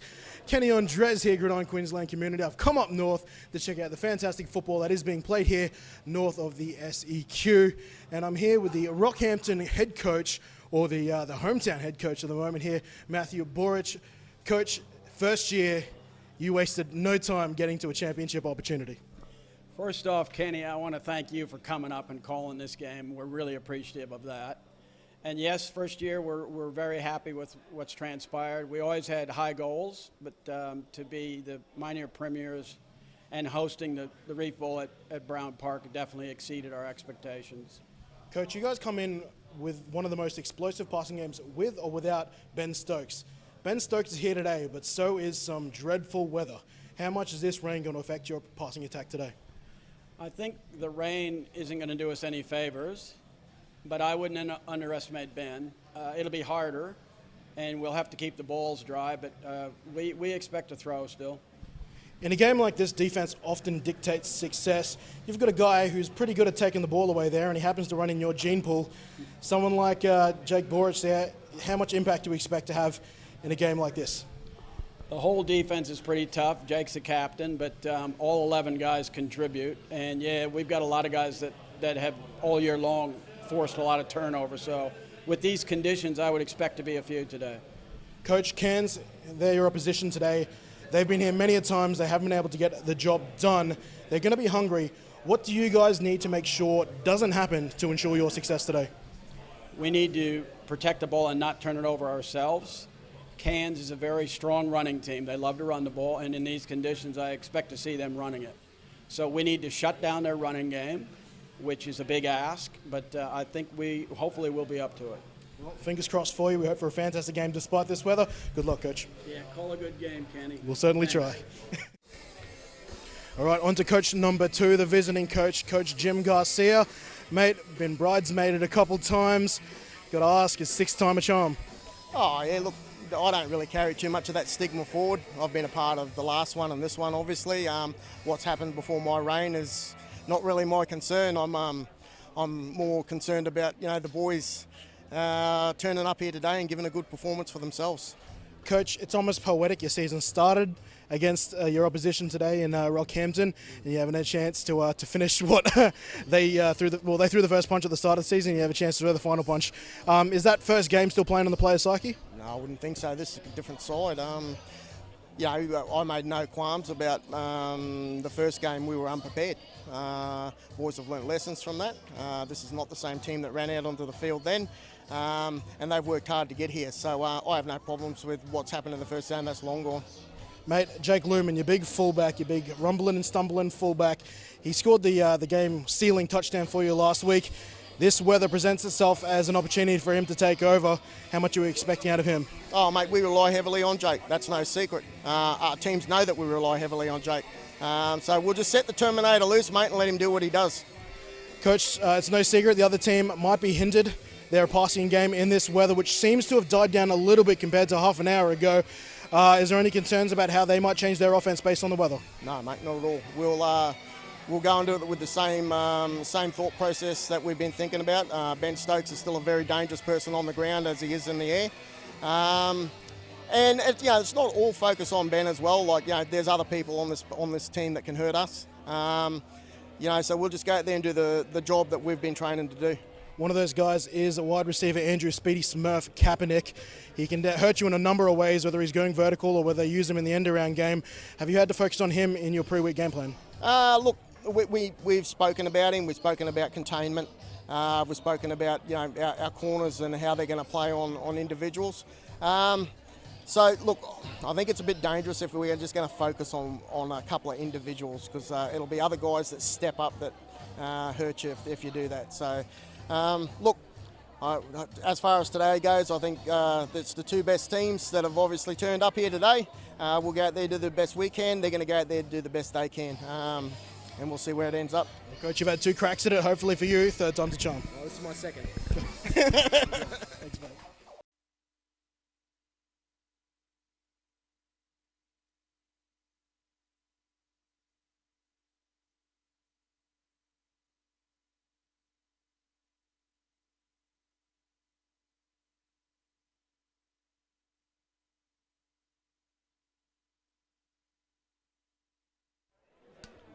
All right, welcome back. Half-time is over. And the final 2 quarters of Reef Bowl 6, just moments away from commencing. The hometown and minor premier Wolverines look to defend a 12-point deficit against the visiting Cairns Falcons. By the end of the next 2 quarters, one of these 2 teams will be only the second Reef Bowl champion crowned in the North Queensland Gridiron competition. Kenny Andres here to talk through those final 2 quarters here on live stream end of the stadium here at Brown Park, Rockhampton. Joined with me by Gridiron Queensland Hall of Famer Justin Fernley. Welcome back. Good to be back, Kenny. Indeed it is. Quick thoughts before this ball goes underway. I'm going to say, with this Cairns offense, are you surprised they are not running as much as probably people thought they would? Look, going into the game, I thought both teams would be running the ball a lot more. The Cairns Falcons obviously don't have a quarterback at the calibre of the Wolverines and Ben Stokes. He's doing a fairly decent job, but he's certainly not a gun-throwing, passing quarterback. So given those elements, I would have thought that for sure they would have been using their running game a lot more. And look, when they have run it, when they've held on to the ball, they've made some decent yardage, but they've been so busy trying to decide whether they want to be a run pass or a pass team or what they want to be. They haven't decided on what their strength is, so it's make it very hard for them. And there it is, kickoff here, and this will be a touchback. So, and a late flag here. There was a bit of extracurricular activity. I think one of the gunners there for the Rockhampton Wolverines might have laid a late hit. I think it might have been Richie Wallace. I just think it's very important, especially going into a grand final or a bowl game, to work out what it is you are as an offensive team, and that, whether you're a run team or a pass team, or you're going to try to think that you're both, but generally, especially at this level, you're going to have a strength, and for the Falcons, that's got to be their run game, and they really haven't tried to take advantage of that against the Wolverines defense, who have got playing this 46 type defence, it's vulnerable to certain things you can do with the run game, but whether the Falcons don't have the ability or the playbook to do that, I'm not really sure, but we'll see what they do in the second half, and maybe they'll change their approach. Find out very soon. An official welcome back to all our live stream viewers. Live stream back live now, I'm told. And under pressure is Scott. He reverses field and goes back the other way, looking for someone. Jump passes his way to an intended receiver. It is incomplete, though. Almost picked off by the Wolverines. I think that might have been Shalepi almost breaking on that ball here. And that would have been a disastrous start for Cairns. That play was just incredibly indicative of what their whole first half has been like. The quarterback's come out from underneath centre looking to, I don't know, do what play action was it? It was a very sloppy possible play action. He was looking at the running back. Running back was looking at him, and then he's decided no, it's a pass play, and he's looked up, and the face full of Wolverines in front of him. So he's tried to roll out, tried to save the game, the play by running, and then throw on what would have been a miracle pass to try to make something out of it. And it's been their first half in one play. Back in the I formation. Lumen at tail, they'll both pass protect. Scott will throw this deep to an open man. A wide open receiver there for Cairns. Getting underneath that was Kieran Daly. And that's much better. I mean, they've done exactly what they need to do. They need to make a decision on what they're going to do with every particular play. He's dropped back, 3-step drop, hasn't hesitated. He's just got back there, thrown the ball. Receiver was wide open, which is a very good chance he's going to be against these inexperienced defenses. And they've got a big game. And that's what they need to do. They need to be positive and proactive in what they're doing with the ball. And he just beats his man there. Both these teams, their head coaches, very against using any sort of zone concepts, very much man-to-man teams. Which is typical of leagues in their infancy. Back in the days of 85, 86, 87, it wasn't until 88 that we saw zone defenses coming into GQ or QGFL at the time. Both coaches vehemently against it, in fact. And this is another play-action rollout, and this good defense will be batted away. Try to think the intended receiver. I'm just double-checking that is still 8 under center. I remember distinctly in 88, Kenny, the Centurions at the time, one of the first teams, if not the first team, to bring in a defensive zone coverage, playing what is commonly known as cover 2, where the two safeties cover the two deep outside halves, and quarterbacks were coming out and throwing the ball in what they thought was a wide open defensive backfield. Suddenly there was a safety swooping in and making an intercept, and they just had no idea what was going on. So it was kind of a bit of a breakthrough for the league at that time to start doing more things with zone defenses. Fake it to Coakley and give it to Lumen, who's got some space on the outside. Yeah, it is. Finds a fair chunk of yardage out to the open side of the field there, and that'll make this third manageable. It's a much better, Oh, in fact, it's a first down. much better start to the second half than what we've seen in really the entirety of their first half. Possibly the ground's dried out a little bit. Did anyone get a chance to get down to the field and check it out in the break? Well, just seeing if the down marker's going to change there. It's still showing third, despite the chains being moved. Don't know who if our down marker volunteer there is. Looks like the chains are in the wrong spot, Ken. There we go. Yeah, that makes more sense. That makes a lot more sense. I didn't think it was a first down. Third and short. I was right the first time. Kenny knows football. Occasionally. He's the Bo Jackson we never knew we needed. I did, we're 32. 1 third and short. Scott under center. Why? And he will get taken down there. There was another pass attempt I think was being attempted, and he is taken down for a sack on 3rd and short. And possibly getting a bit cute with it when you've got the damaging ball runners like Lumen and Coakley in your backfield. Just a crazy play call there, Ken. 3rd and 1, maybe 1.5. And again, it comes out from under center, hesitant about what he's going to do. A pass play there would have been fine if he just dropped back, 1-step drop, boom to the receiver, get the first down, but not drop back looking to see what was going to happen. He doesn't have that luxury with the way this Wolverines defense is streaming through the line. So that'll be 4th down now, and looks like they've sent out their punting unit and back to return. I think there is Kaepernick. No, it's a fake. Oh. And the pass will fall well short. It was intended to the gunner there, number 24, Nyai Tongok. It is incomplete, and there'll be a turnover for the Cairns Falcons. Rockhampton, sorry. They'll take over around their own 35. Not a bad play call there from the Falcons.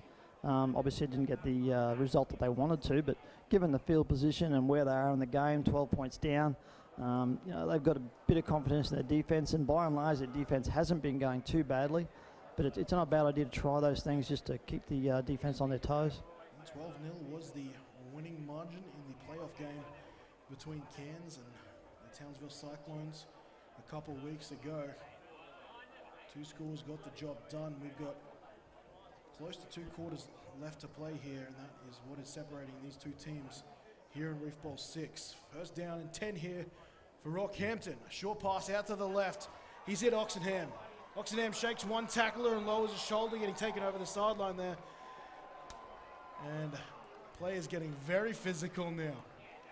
Tell you what, Kenny, once some of these boys start to learn to use their shoulder pads, they'll be much better gridiron players. At the moment, they're good runners. They just need to learn to use those pads.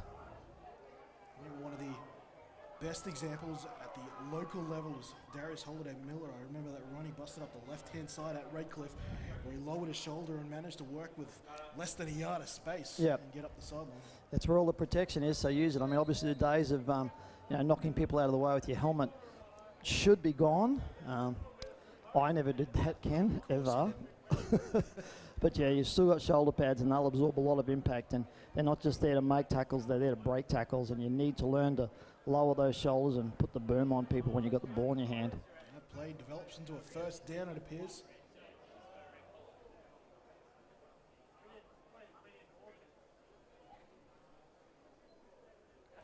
In the backfield now with Stokes is Drain. Quick pass left, and he had on a string Sam Hooper, but Hooper did not expect it to come that quickly and that accurately. That was a lovely ball from Stokes on that play. The receiver just, I don't know what they do in training, whether it works quite as well as it did then, but yeah, it should have had the eyes back a lot sooner than that. Just talking about using the helmet as a ball carrier, Kenny, I myself haven't seen any incidents in the NFL of offensive players being flagged for doing it. Have you seen any of that? Yeah, no, they've certainly done. I think Leonard Fournette got pinged for it a couple of times. Okay. A season ago, and Ben Stokes, though, back in the football we're talking about, has another receiver open With two underneath, again. but this time his older brother, the older Hooper, lets a ball pop off his gloves. 21, okay. Yeah, listen, I don't watch a lot of NFL as it is, but yeah, I've just been curious to see the prevalence of offensive players getting pinged for it these days, whether it was a thing or not. But it certainly is a big talking point, both in the NFL and all contact sports these days, the use of the head in making tackles and breaking tackles and whatever else it is you want to do with the head, that brain rattling around. You can see on the lower 30th screen there live from Brown Park Rockhampton, brought to you by Mercury Digital. On the stream today. Third down and 9. Pass over the head of Oxenham, but he reels it in, showing off his wingspan on that play. And now he is showing off his determination, as are the Cairns Falcons defense, desperately trying to rip that ball away. About 50,000 whistles have been blown, and the tension of this game only gets thicker.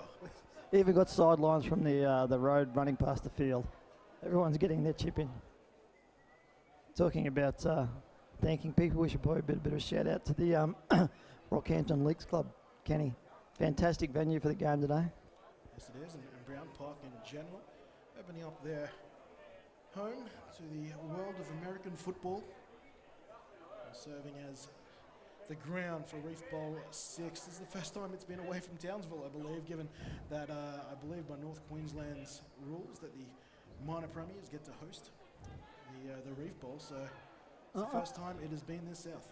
I'm going to do a very, very rough head count here, Kenny, and I'm going to suggest there's probably close to maybe 1,500 people here. 15,000, mate. 15,000? 15,000. Yeah, well, I was being conservative. There's no one home in Rockhampton today. But honestly, I reckon 1,500 is probably a fairly conservative number. I don't think you're far off, mate. Fourth down here. It's been fantastic support Fantastic support here from the locals, and this is Richards back in the action. I think some of these jerseys getting a bit muddy in this terrain. And one of the beauties of having a regional competition like this is that the local press really get behind any sport within their city.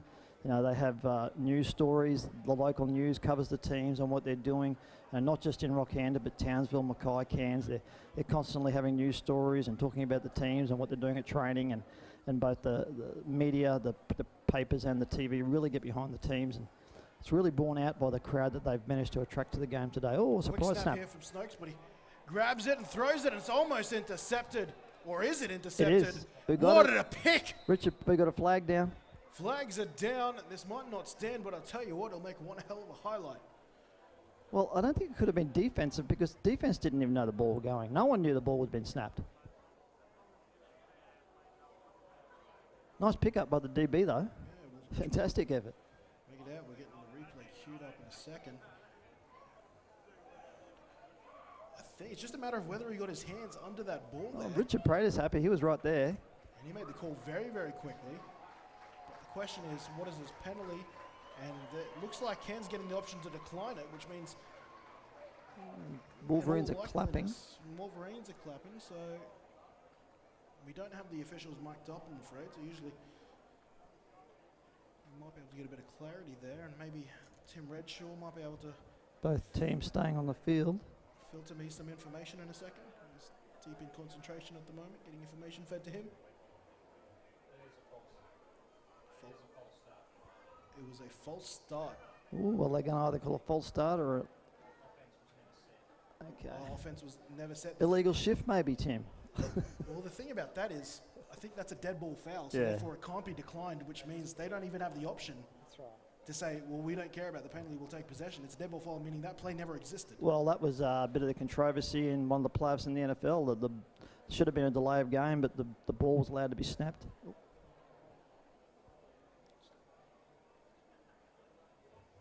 Just allowing you, we are aware you can't hear it on screen, but we're trying to stay relatively quiet so the folks at home can hear Brian Balsamo communicate to the home side sideline there, and just to communicate that it was a false start there. As I mentioned, that is what we call a dead ball foul, which means that, or an illegal, we'll sort of sign there, so illegal shift, which means that intercept is not legal. And Ben Stokes, I think that was a quarterback draw there, looked to run very quickly. Yeah, so that previous play never should have got off at all, so that's why they just enforced the penalty on the false start. Which is a shame. That would have been another big play for Cairns. Cairns' Yeah. defense has been the unit keeping this ball game close. Well, another big play for defence. There's been some big plays on defence from both sides of the ball, especially Cairns today. Obviously, the Wolverines with the first touchdown of the game from a big defensive play. Yeah, I regret to not know exactly who laid that huge hit on Stokes in the first quarter, but Henry Burns laid a big sack strip earlier in the quarter as well. No doubt his fingerprints were going to be on this game. Stokes with a snap, play action pass, rolling out to the right, evading the pressure, looking for a receiver. that's a pick. This one is picked off here by Cairns, off the hands of a receiver over the middle, and changing possession to the Cairns Falcons. Flags thrown after the change of possession. This should be Cairns football, but where will they start? Oh, I'm not surprised Kenny Boddick got excited by that one. That was a fantastic play. The wide open Wolverines receiver couldn't take the grab and popped up out of his hands into the waiting arms of the Cairns Falcons DB. And you can see the logic there. They're using play action. They're trying to move. And you're right, there was an open receiver there. And Sam Hooper couldn't reel that one in. But something we've noticed a lot of, and this is something Ben Stokes did talk to me about during the week. They wanted to use a lot of rollout and a lot of sprint out passes to try and move these D linemen and their attack points. I think that was 36 again for the Falcons. Would not surprise me at all. It's a big game. Henry Burns, he's one of the, let me count here, 1, 2, 3, 4 players from the original Reef Bowl. And this is against Rockhampton, naturally. Roughing the passer.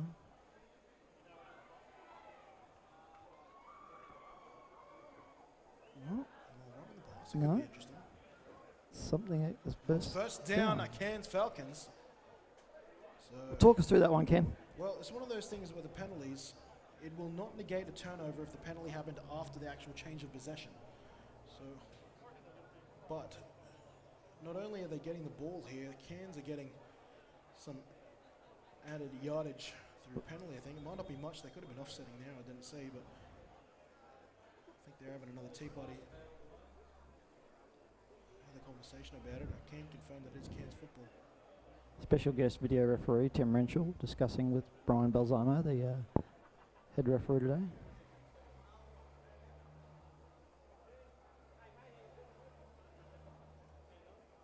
He was talking about The local press. the local press being around here. Win News now at the grandstand closest to us. Just doing a bit of vox pops with the locals. They'll be very upset when they realise my commentary is about to be all over the top of it. Just talk very quietly, Ken. First down and 10 upcoming.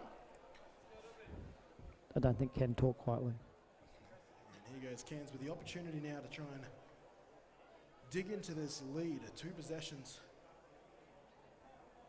is what is giving the Wolverines with one hand on the trophy so far. This pass is over the head of the Cairns receiver. I don't think he brought it in time. I think that's incomplete. We'll have second down. Not much of a gain anyway, Ken. Only about 2 yards in it. Again, just too busy in the backfield. Play action against this sort of defense does nothing. They're just coming, irrespective of what they're doing. If you don't have a good run play established, play action does absolutely nothing, especially with the way the Wolverines defense are just pouring through that offensive line. Well, the front is doing so well right now that I haven't even mentioned one of their best, if not their best defensive player, which is Jacob Boric, who's floating out back at free safety. Mm-hmm. The front's done all the work so far that Jake's had to do nothing but be there in case. And there it is. That's what you want. Just pound away. That's an easy, 3-4 yard gain. 3 yards. We return back to roots there, and that is a good chunk of yardage there. We've got 3rd and 4. Especially with the defensive line that's just trying to get offensive penetration. They're vulnerable to just hard-hitting run plays up the middle. They're just so focused on getting forward momentum, they forget about actually looking for the running backs. High formation here for the Falcons.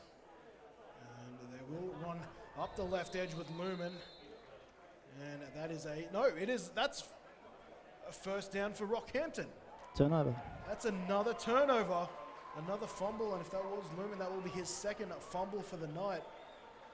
This weather, the rain has stopped. It is not rained throughout the entirety of this game, but the moisture on that field is clearly still a factor here with turnovers.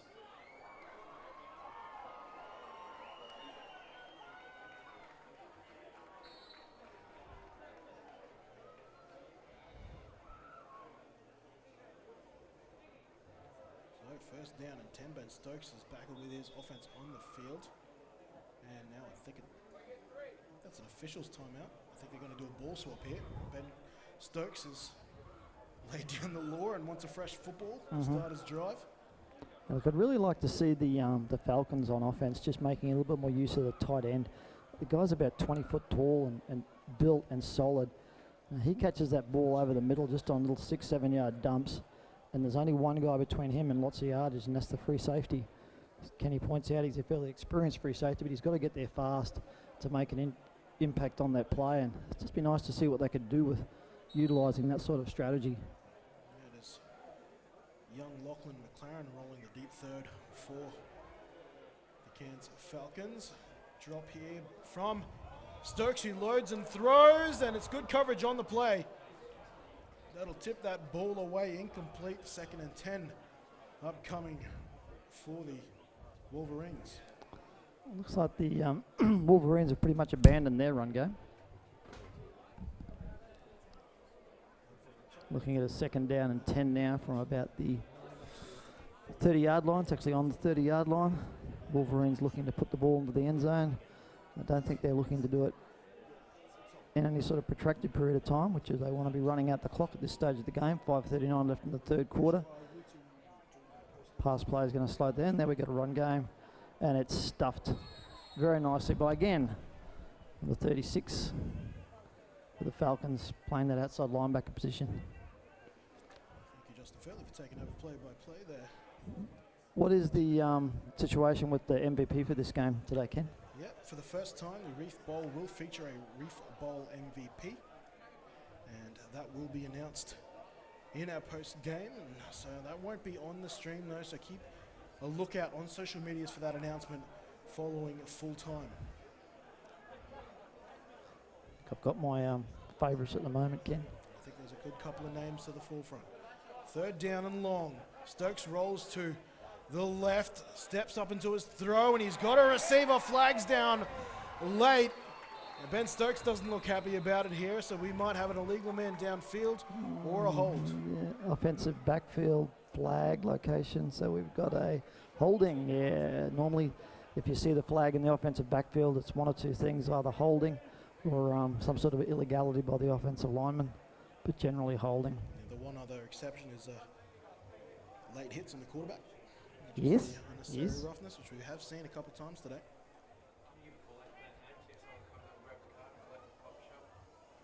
All right, we have also got for those here at the stadium, we have got a bank card handed here to the commentary booth, looking for a KSL Horsewood. If you are missing your Suncorp bank card, feel free to pop up to the commentary booth and someone will check your credentials. Coffee van, sorry, is the location of that card. Stokes climbing the pocket, hit as he's thrown. Will they call that an incomplete pass? We're going to the tuck rule interpretation here. It sounds like that will be an incomplete pass. No one exactly rushing for a fumble recovery. For the NFL fans out there, when I say tuck rule, that's a pretty important moment in NFL history there. That really was the play that jettisoned the Patriots dynasty for the past 10, 15 years, 20 almost actually. But it looks like Ben Stokes' arm was clearly moving forward when he got hit there, so incomplete pass is the result of that play. Here we are on fourth down. Yep. And I think Stokes Short stayed punt. in there to punt it. Nice kick. It's angled to the sideline, so no return here, and they'll hand the ball over to the Cairns Falcons, who are just looking for something to spark in this offense. Maybe not since that big run from Jake Lumen have they had a lot of hope on offense, No. and even that play ended with a fumble. Yeah, look, the Wolverines, again, in these situations, you need to have a clear idea of what it is you're trying to do. And even on that fourth down play, you know, like, it's a punt situation. It's fourth and long. They're going to punt. Get yourself back, put a good kick up in the air, and give the return team an opportunity to catch it and try to return it. That way, two things are going to happen. You're either going to get really good field position, or you're going to force them to try to return it, put a big hit on, get the ball back. But either way, that the Falcons are going to be keen to try to do something with it from that return. Instead of just a nothing kick to the 20, the 23-yard line, it's just it was indicative and typical of what they tried to do with that drive. Well, that was the Wolverines in possession lost. And now Falcons back in the ball. Short pass here to the right-hand side. And that will see them get knocked out of bounds. And that maybe is the building block they need to get things going. On the reception there, I think it was Kieran Daly again. Good play by the Falcons there. And as I mentioned before, that's the sort of thing they need to be doing against this Wolverines. Very, very rush-happy defense. They're rushing the front seven, front eight, but they're still leaving 5-6 yard cushions on the wide receivers from the defensive backs. And if you're going to put that rush on, you need to get those defensive backs up a bit closer. Otherwise, they can pick them apart. Moving to back to live action very soon. On 2nd and 6. Pass is overthrown. And a bit of contact there, but everyone's okay. Incomplete pass. And they will have 3rd and long upcoming for the Falcons. And they're still trying to throw this football. The most success they've had in the passing game there was a big long gain to Daly down the right-hand sideline. I think that was close to 30 yards on that chunk play. And once again, they executed that really well, and they set that up. They set it up by playing it, throwing the ball short, brought the DB up, and then launched it downfield with the DB up and got burnt for speed. Good play by the Wolverines on the previous one to break that up. Falcons, they need 6. Scott, Here it looking is for again. protection. Here he's looking for the outside again, but this is picked off by Boric. Boric has had a quiet game so far, but here he is showing up on the stat sheet when his team needs him. He's had 5 picks in 7 games. Make that 6 from 8. We got a flag. It's like someone's said or done something they shouldn't have done on the sideline there, Kenny. But yeah, good play by the Wolverines free safety on that. You know, he's even sweating on that. He saw it coming. The quarterback sort of tended to telegraph it a little bit. Came up out from under centre looking at that receiver all the way. And the free safety read it nicely. Just underthrew it a little bit. If he'd thrown that ball where he wanted to throw it, it probably would have been a nice reception. But unfortunately for the Falcons, it ended in the Wolverines' favour. And you might be hearing the Boric name said a fair bit by me this evening, and that's because that is Jacob Boric, son of head coach Matt Boric. Both of them been dying to play organised football. Matt Boric, American from Chicago region, moved over here when he met Jacob's mother, and both of them looking for an opportunity to play American football, obviously waiting for it to develop in North Queensland during their time here, and finally presented themselves, and all the flag football they played and sandlot football they played has finally come to fruition. I'll tell you what, Jacob doesn't look like a rookie, and that's because he's got plenty of that experience with him. That's awesome. I mean, it's just so good to see, you know, guys given that opportunity, and the work of the Wolverines president to make this team a reality. You know, I had my doubts. I got contacted by people in Rockhampton, you know, 1-2 years ago, maybe even up to 3 years ago, asking me about, you know, the possibility of having a team in Rockhampton, and I laid out all the difficulties and the roadblocks and the obstacles they'd, you know, have to face. And, you know, they persevered and they got the numbers together. And look, for a rookie team to come into any league and be in the position these guys are in now, 12 up on the scoreboard in their first ever season, is just fantastic work. And it's really credit to the people that have organised this team. Outstanding. It is no easy feat to do what they've done. First down. And this will be a dump off there to Davey. Davey using his free arm there as a battering ram. Checks off the tackle attempt there from Patrick Callahan. They get him out of bounds eventually. Of course, you know, guys like Ben Stokes that have moved from, I think originally it was South Australia, is that right, Ken? Melbourne. What, Melbourne? Yep. So he's come from Melbourne to Brisbane and then moved to Rockhampton, and, you know, got wind of what was happening up here with the team and got involved and still played for the Ravens down in the Southeast Queensland comp, and has then gone on from that to play in this season of the North Queensland comp, and here he is in his second bowl game in 6 months. Yep. We're pretty happy about that. And if he wins today, that's 3 different leagues. He will have 3 different championships. One with the Monash Warriors down in Gridiron, Victoria, obviously with the Bayside Ravens very recently, and this will be his 3rd different league.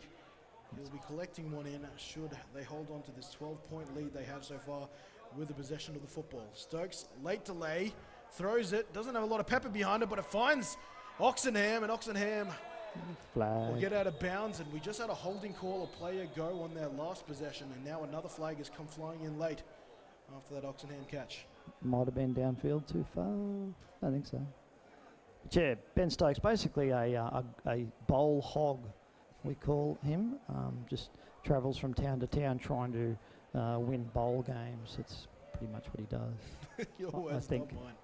Certainly not, because he's a doctor who goes where his job He'll dictates. probably be in Western Australia next year or something. Taking on the tough GW competition out there. Speaking of which, Kevin Wilson, Gridiron Western Royalty and Gridiron Queensland Royalty. Yeah, another Hall of Famer, Kevin Wilson. He's probably listening today just so he could hear my commentary, I'm sure.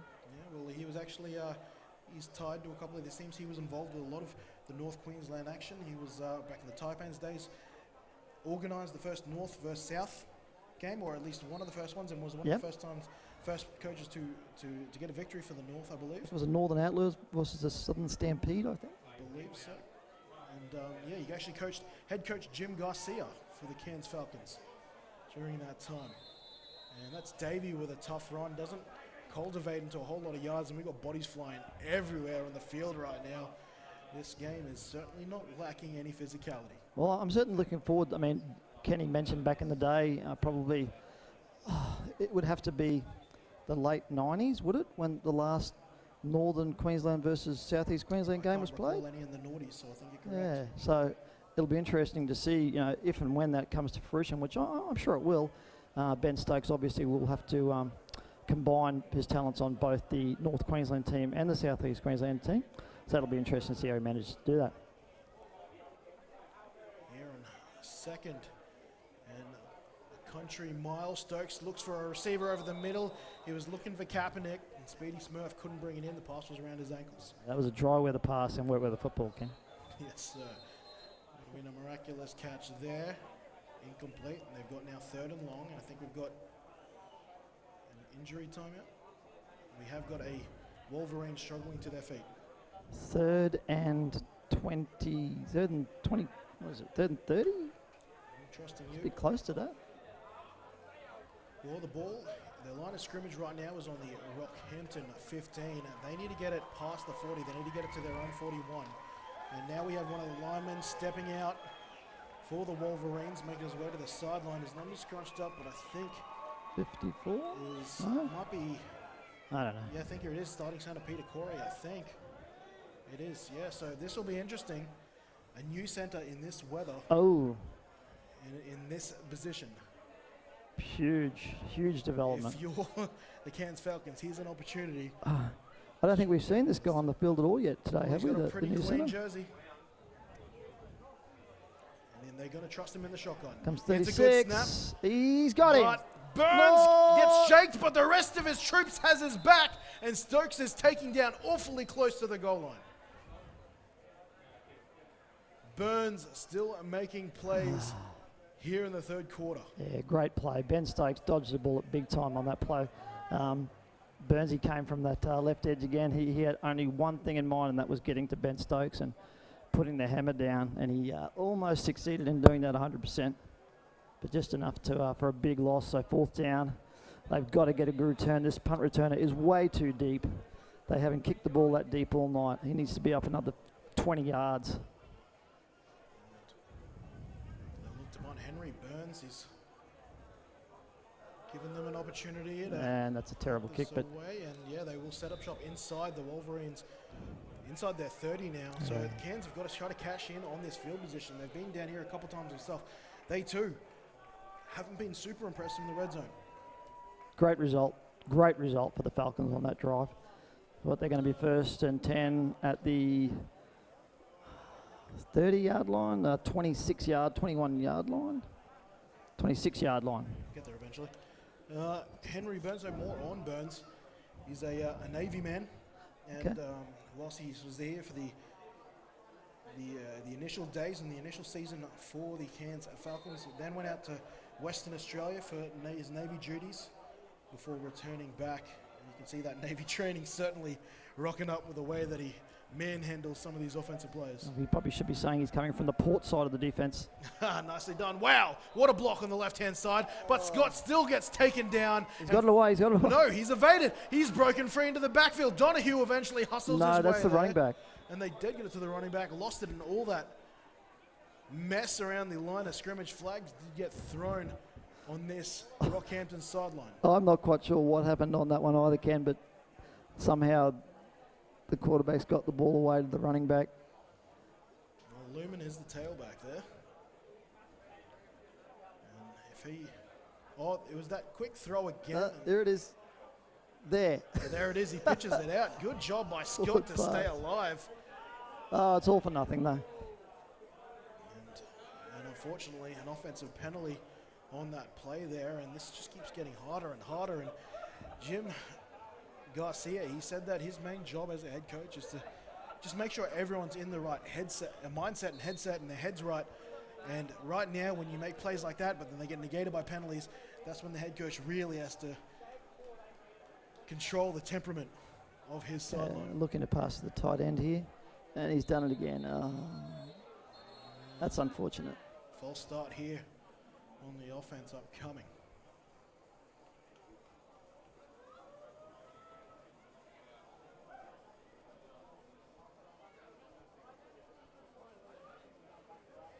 This is a very disappointing result for the Falcons on this drive. They started off really well. They've got the ball down here within striking distance of the end zone, but just a couple of little mistakes have set them back to be in a very difficult situation of first, judging by the down counter, and probably about 22, 23. It's going to be a long haul from here. Again, their quick passing game. I've got a message from the bar after the result of this next play.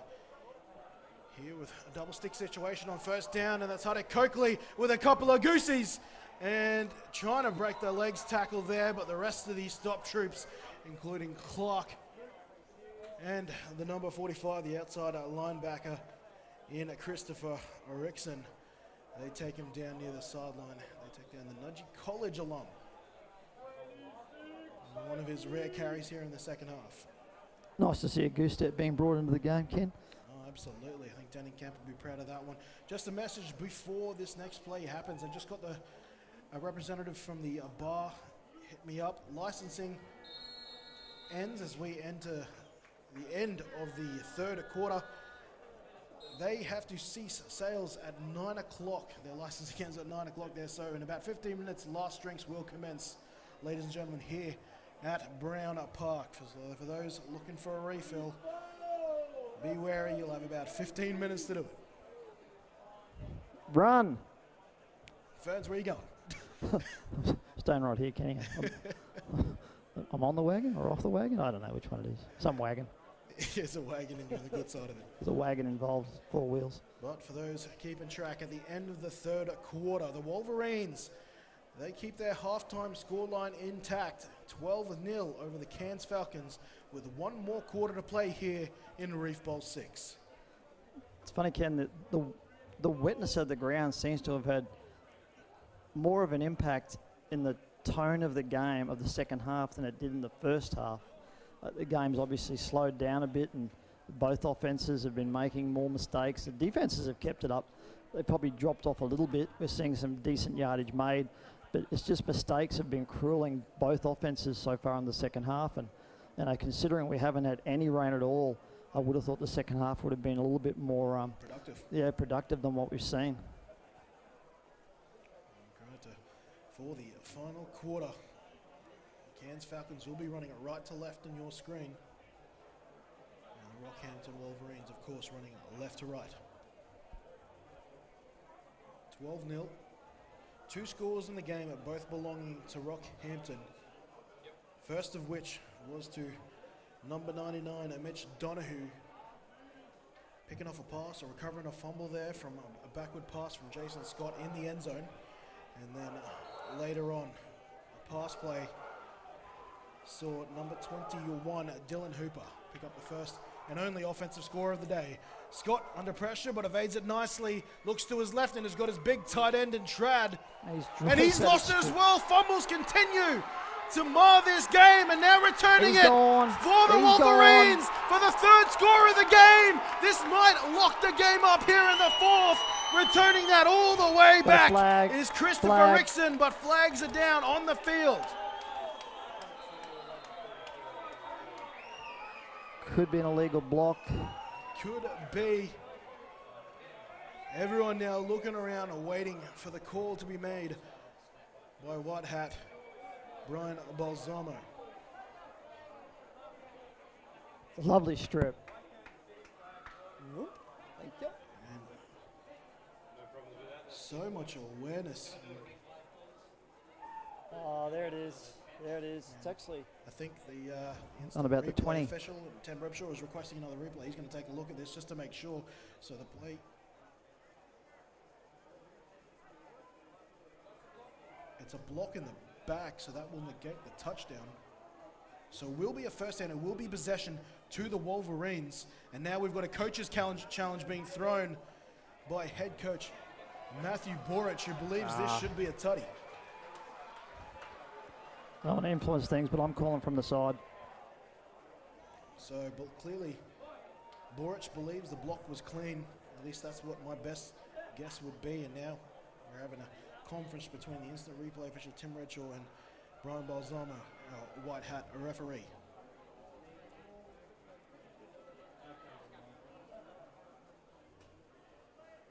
And there it is, the formal video ref call from Walzamo. So everyone's in for a tense wait here at Brown Park as the officials in the booth take a look at this play one more time. They're seeing what you're seeing on their screen here. So make up your mind and see what you think. And you can see it was the block there from the Rockhampton sideline. Good call. And we are waiting on the official call here, but there is a very short conversation going on. And they're going to request another replay.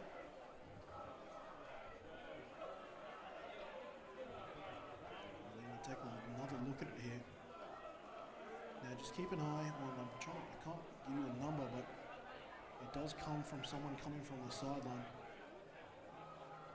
And I think it's this one here, right there.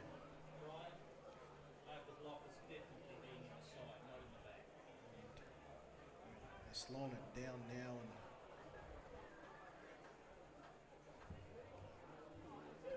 try and make a call out of this. And I think that's Shalepi laying the block in question.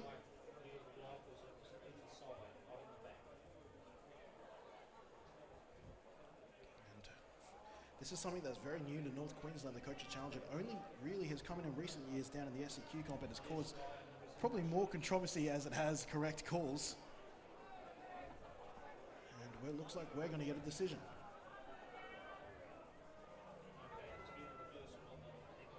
And the flag has been waved off, which means the touchdown will stand. Excellent Meaning call. this Wolverines defense has contributed 2 of the scores on the scoreboard so far. And linebacker. I'm trying to get his number, make sure it is correct there. I've been switching between teams a lot. Christopher Rixon, the right outside linebacker, and his strip score there has added a third at Wolverine score to the scoreboard. That's a great call from the officials. Look, in real time, when it actually happened, there was a bit of a mix-up with the feet, and the angle suggested that it certainly could have come from behind the way that the Falcons player fell, especially. But looking at the replay, it was definitely from the side. So great call there from the officials. What a brave challenge there from Borich, using that coach's challenge to his advantage. And for the third time tonight, the Cairns Falcons will be denied the extra 2 points. 18 points to 0, the score here at the top of the 4th. Time for the Falcons to cut loose, change the game plan, or introduce a game plan that's going to work to get 3 touchdowns on the board. Well, if we thought they were passing a lot prior to this third 3-score possession, I think that's only going to be amped up. And look, their pass game's been good, Ken. I mean, when they've done what they need to do to get the ball into the receiver's hands, they've done a really good job of it. Quarterback 1-2-step drop straight to the open receiver has been great. They've picked up really good yards doing that. But this is just an unfortunate play. Great play from the defensive back. He's just stripped that out with the left hand really nicely, given the tight end the shock of his life and taken it all the way back. Just a great play. Almost lost the ball there.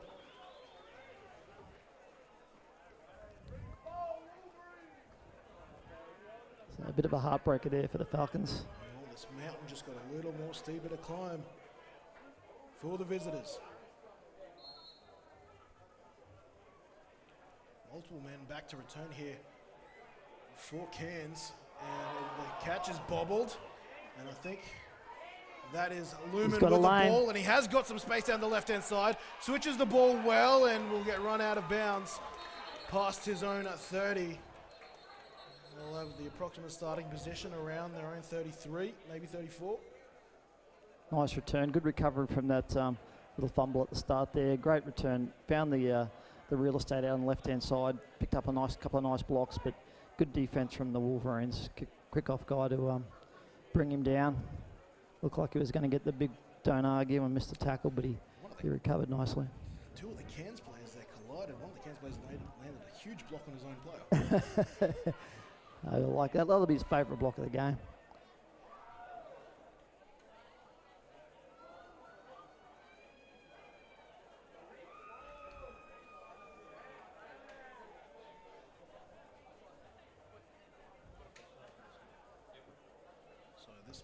is coming back, though. I think there were some late flags there. I didn't see them amongst the yellow jerseys of the Rockhampton sideline there. Good point. So what was initially marked around the 30 has now since been moved back to their own 14. The Cairns 14, that is. They'll still make the highlights. No one ever sees the play getting moved back. That's right. 18-0. Wolverines. What can the Falcons do? This is their first opportunity. They need to score on this drive. They're going to have a chance of getting back into this game.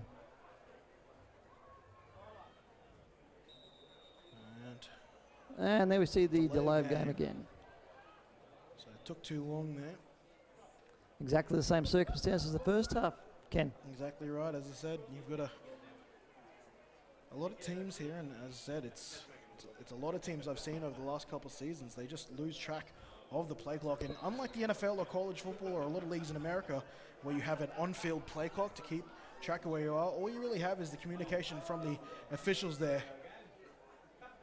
to keep you on track sometimes, and that is Trad going into motion. Scott looks that way, but his option's not there. Now he's dancing for his life, and he's taken down for a Wolverine sack. And they've got the ball. And there might be a change of possession. It's a touchdown. I'm trying to see. I haven't seen any signals go up. It looks like a Wolverine touchdown. Sidelines, signal touchdown, having a chat with Brian.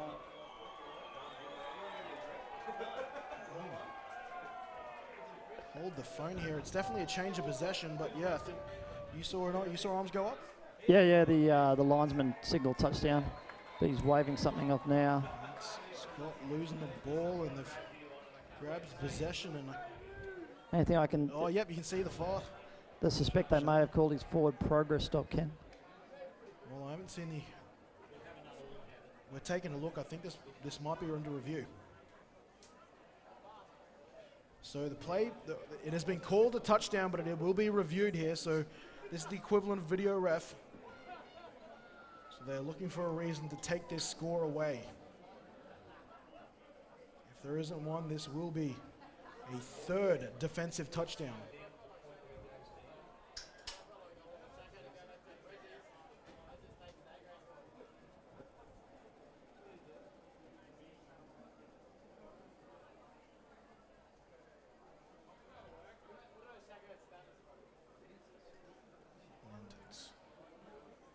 Don't have the luxury of multiple angles here. So again, they are working off the wide shot here, which isn't ideal given the play was on the far side. We play the same rules here as I do in the NRL, Ken. That if we can't tell any difference to what's called on the field, that stands on the field. Exactly right. They are looking for conclusive evidence. This crowd getting antsy, waiting for the call.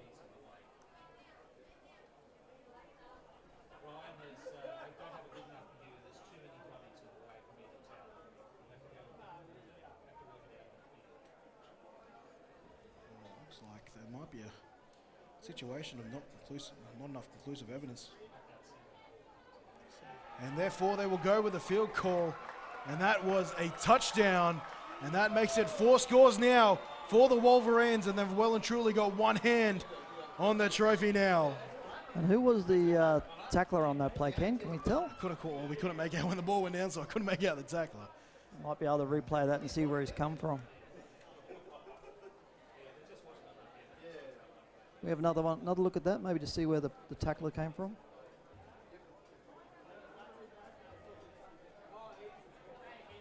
They're lining up the 2 in live action. I'll keep that up to date. It might be the left defensive end.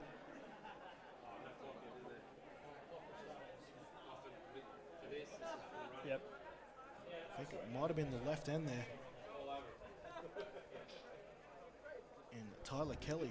Big play by Tyler. If that was the case, he is playing both ways. It's number 69 coming up and celebrating, so it looks like he might be the man who scored. And that is the case. That is starting defensive tackle Kevin Heath. 2-point conversion is caught, but many flags were thrown before the catch was made.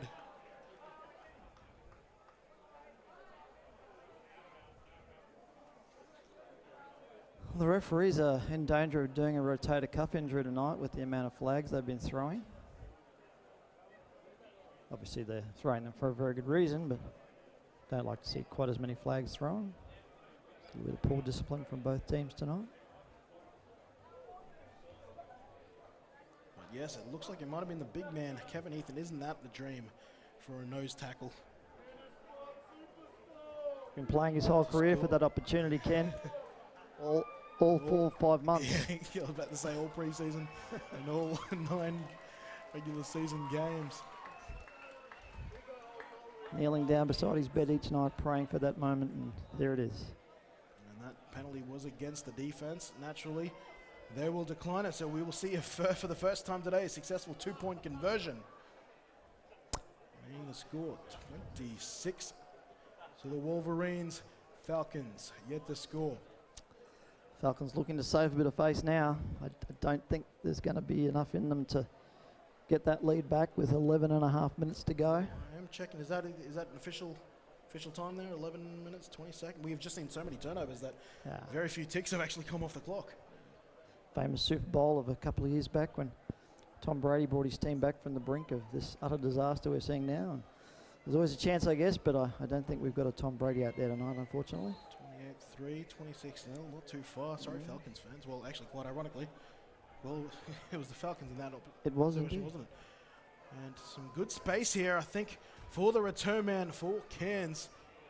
And running hard there. And I think it's no celebrations on that side, on the Rockhampton sideline. So he's held onto the ball. Can't quite make out the return man. It was low one, wasn't it? I am going to put a request in for He ran like a low one. the NQ teams here that maybe dark numbers next year. Yeah, they really need to rethink those numbers a bit. Humble request. It reminds me of when the Bayside Ravens went for a black on purple a couple seasons ago. Which Crazy. It was very difficult. Crazy stuff. There's so much so that the referees actually had to intervene and force them to get a number color change. They ended up moving to silver by the end of the season. Yeah. They were literally at risk of losing competition points if they didn't change it. So they had to go for a mass uniform change. Classic Ravens. And Ben Stokes is playing for those Ravens. First down and 10. And they will go back to the running game, and that's Hadek Coakley finding some space, using that shifty footwork of his, and he's got a first down. And a late flag.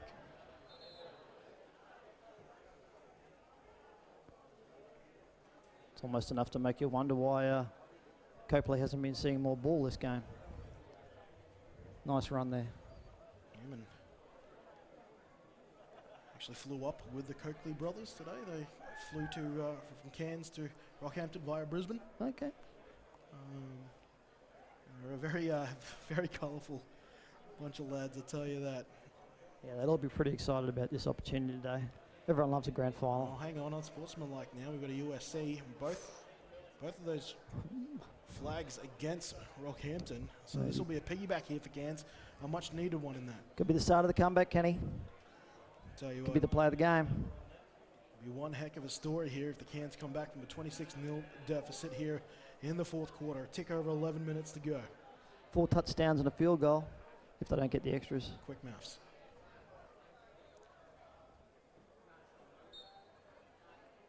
First down and 10. Ball around the 24. They'll give an inside give to Jake Lumen. And the defense from the Wolverines, the defensive tackles in particular, very quick to shut that down. Another fumbly snap there from the Falcons. Bad exchange. It's going to slow things down a bit. Puts the timing off. And a monster game in the playoffs there, as I mentioned earlier in the game. Had the game sealing touchdown against the Cyclones. He's, of course, one of many league converts on the field tonight. He's started his league career on the wing, eventually moved his way all the way to the middle at prop. Okay. And now he's playing fullback here. So it would be fair to say that last week's win by the Falcons was a little bit of an upset? Well, it depends. I mean, the Cyclones 5-time champions. I guess anytime you get a victory against them, it very well could be considered an upset victory. And Scott Throws high in the pocket, and this is picked off by Boric. Boric has got the right-hand sideline to work with. Looking for some blockers, is getting chased down, and will get taken out, He's out. close to halfway, but that is his second pick of the game. Thought he was gone there, Ken. I thought he was gone. Must have just got a couple of inches of sideline. That's 7 picks now in 8 games.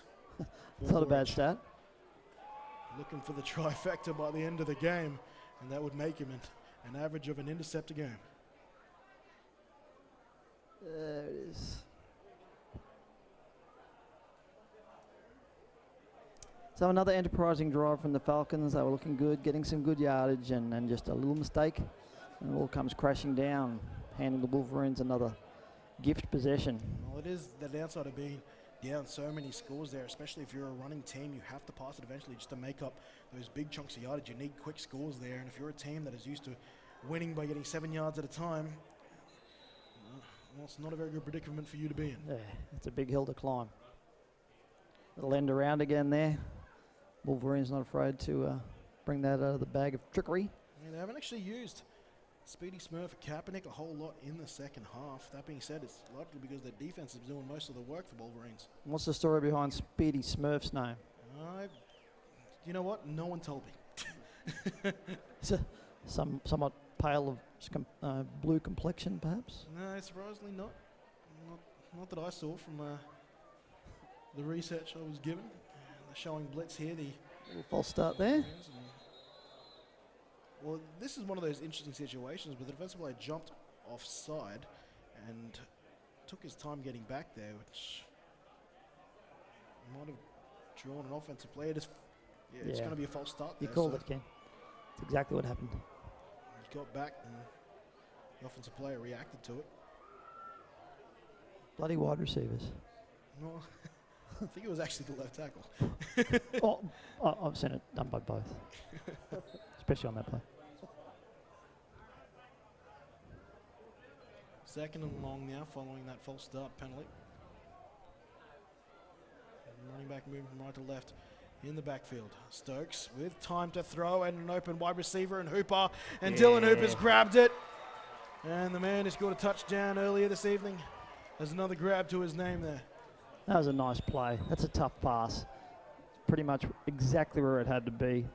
Maybe a half a yard inbounds. Just enough cushion to have him reach back to keep it well away from the defensive back.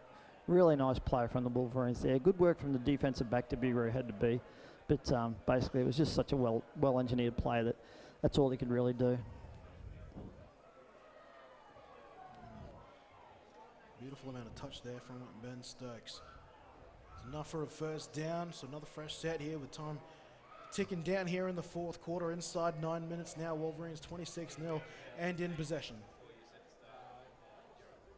And trying to rumble this forward, and now they'll have to put it on the shoulders of some of their backs who haven't had to do a whole lot. They have called their number a couple times through this game, but it's fair to say that the running game for the Wolverines in no way is featured.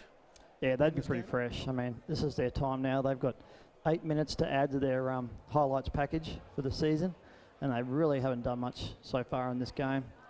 On the back of the Wolverines, what's been a pretty successful passing game.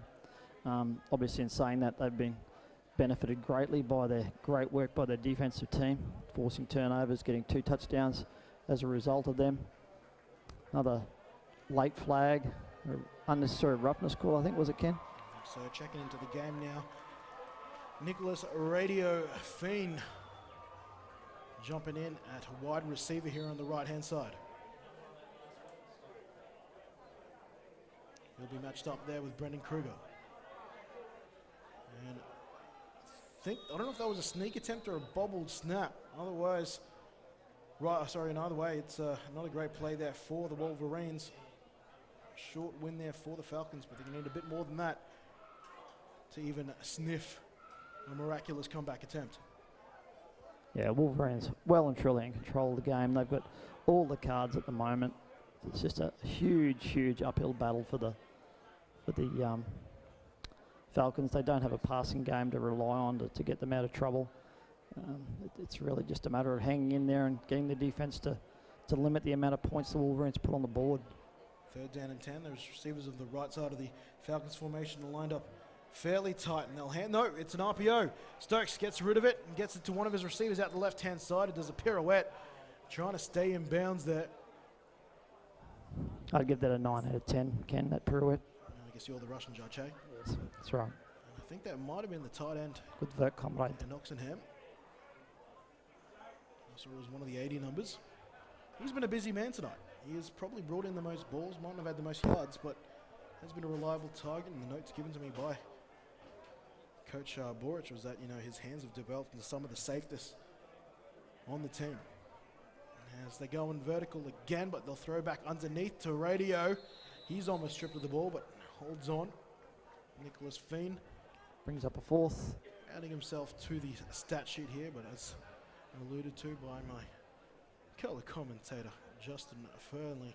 4th and 7, you go for it, Ken? I would. Why not? What's the worst that can happen? And the best that can happen is that you keep this drive alive and bleed off another 90 seconds. I think they'll go for the score on this play. Ben Stokes, he loves the big plays.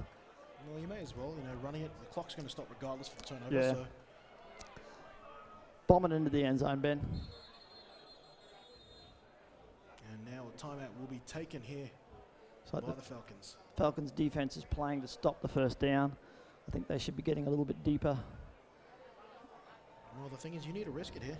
You know, Yeah, whether it's exactly. a touchdown or a first down, that you know ostensibly ends the game for you. So Yep. right now, I'd just be getting Henry Burns lining him up the edge, and telling him to make something happen. Go one way. Hasn't he been outstanding in a team right now in the losing effort? Yeah, look, considering the scoreline, he's done some big plays today. He's been really responsible for firing up this Falcons defense. He's been the guy that's been the playmaker, and on any defense, you need a guy that's going to make the big plays and try to turn things around and lift your defense and lift the rest of the guys, not only on the field but on the sideline. And he's really been the guy to do that today for the Falcons. I mean, you know, on the Wolverines side of the ball, they've had some great players. The receivers done a good job by and large. They've caught pretty much everything that's been thrown their way. Ben Stokes has been, you know, hot and cold. He's thrown some good balls. He's thrown some ordinary balls, but he's done a good job engineering the offensive side of the ball. So, you know, it's going to be hard to pick 8. who the guy that really has made the biggest impact on this game today. All right, 4th down now. They need north of 6 yards. Right-hand Stokes. corner. No, he's No, you'll go punting. for the pooch punt, which is not a bad idea in itself here, and that'll. Terrible idea, Ken. You know it. It's not a terrible one. Probably not the one we suspect. Stop obviously. being politically correct. And, Terrible decision. And they're going to back their defense here, and when your defense is scoring more than your offense, why not? They're only put him back 10 yards, Ken. 10-yard difference between not getting it and kicking. Come on, you know I'm right. There's nothing wrong with your logic. I'll say that. There's nothing wrong with your logic. Anyway, Ben's probably hurting a little bit. His arm's probably a bit tender, all these passes he's thrown all day. It's probably worth mentioning, yeah. He's come in with a really busted left shoulder, and he is booked in for surgery for that. So didn't even mention to me this could be his last game of football for quite some time. Yeah. Yeah, shoulders don't come back in a hurry. Lots of rehab. Even if the surgery goes well, still lots of rehab to get him back into playing condition. And the last thing you want to do is risk getting a hit. And another. Look at the power shown by Lumen. Lumen not willing to give up on this game, trucking forward and taking 1, 2, 3, almost 5 Wolverine defenders with him all the way downfield. Yeah, that's a fantastic run, Ken. And it just astounds me we haven't seen more of that today, and that hasn't been the Falcons' focus. I mean, both of these guys have made really, really good yards on the ground when they've had the opportunities. And yeah, sometimes they haven't. Sometimes they've been stopped for a yard or two. But even the best running backs get stopped in the backfield from time to time. But the yardage they've got on the ground when they have got yardage, it just really makes you wonder, what were they doing? What were they thinking? Well, something that we have, I think a lot of people have seen in the game before, those early fumbles, did that scare off the play calling for returning to the running game? And speaking of which, backfield runs into each other there, but they still managed to make some yardage thanks to the good blocking from that offensive line. Yeah, look, I think if anything, there probably was a little bit of panic crept into the Falcons game. But even that, it's hard to understand. The first quarter, it was 0-0. The Wolverines weren't scoring at will. They weren't making yardage at will. Both teams were holding their own.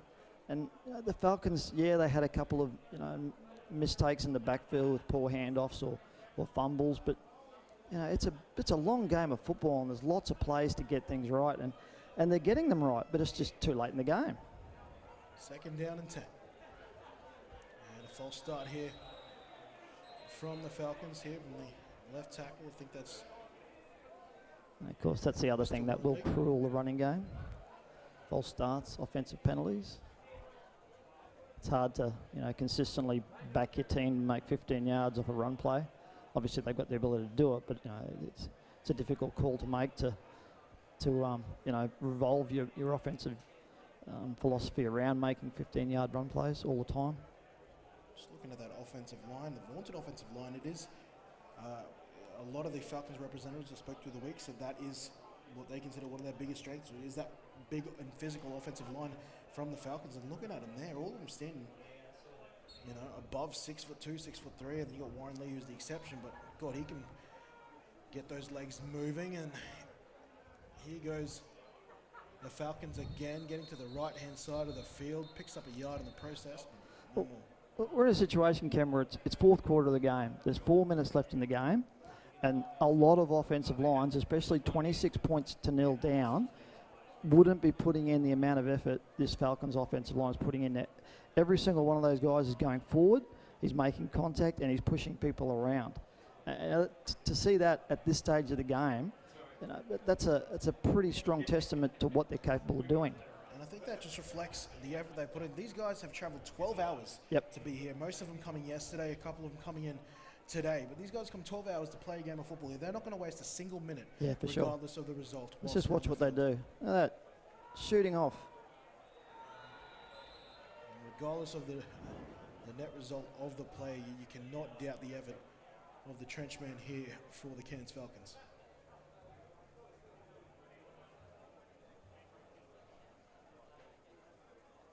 So what they've got back, they've managed to pick up they've picked up 8 yards in 2 downs, which normally, that's what you need to do. Just unfortunate they had 15 yards to go. 4th and 10 here, no point really punting this ball away. Let's see them line up. Sometimes you just got to grind. Oh, they will. Maybe just look to see the end of this game. I thought they might have gone for it. Fake punt. Punter back. A nice torp on that ball. That's the second time we've seen a torp from the punter here in Daly. Nice kick. Takes it down to about the 12, 13. Beautiful kick. And I think if circumstances were a little different in the context of the game, we're probably a little more excited about that punt. Yeah. Look, I really think it's going to be a game where the Wolverines deserve to be where they are on the scoreboard, but I think it's going to be a game where the Falcons will reflect on what happened and things they probably could have done a little bit differently. I think the Wolverines have had an overall good approach to the game, both offensively and defensively, and they'd be pretty happy with the way it's turned out, and the result probably is a good reflection of that. But I think the Falcons will be a little bit disappointed in some of the directions they've taken. 1st down and 10 now here for what very well could be the final drive of Reef Ball 6.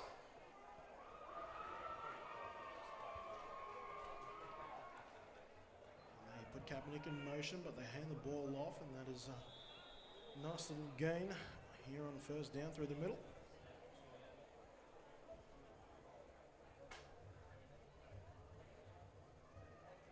So any festivities planned for after the game, Ken? Both teams have very much let me know that they're planning on win or loss, going out on the town and enjoying the festivities after. Will there actually be anything open in Rockhampton this time or not? Oh, I've been here. I've enjoyed my time here in the QRL, popping to the late night. Yeah. Commies, and Campton's quarterback number is number 12, Benjamin Stokes, for the people asking.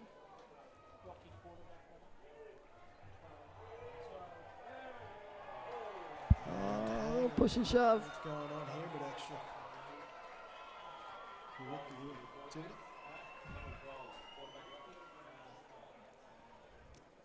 There's going to be some ice on those referees' shoulders tonight and elbows.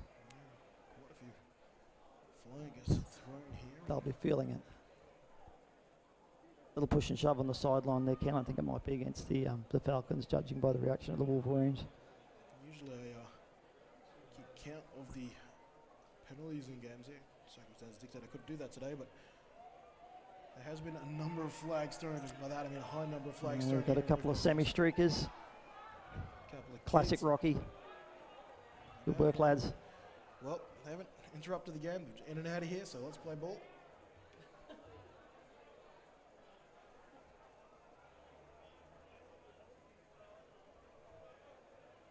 If the Falcons keep this up, we might see a repeat of the famous 45-yard combined penalty total in the 1990 Sun Bowl.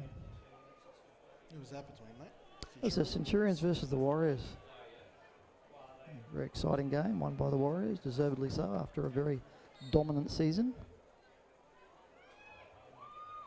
Stokes still in the game, in the shotgun.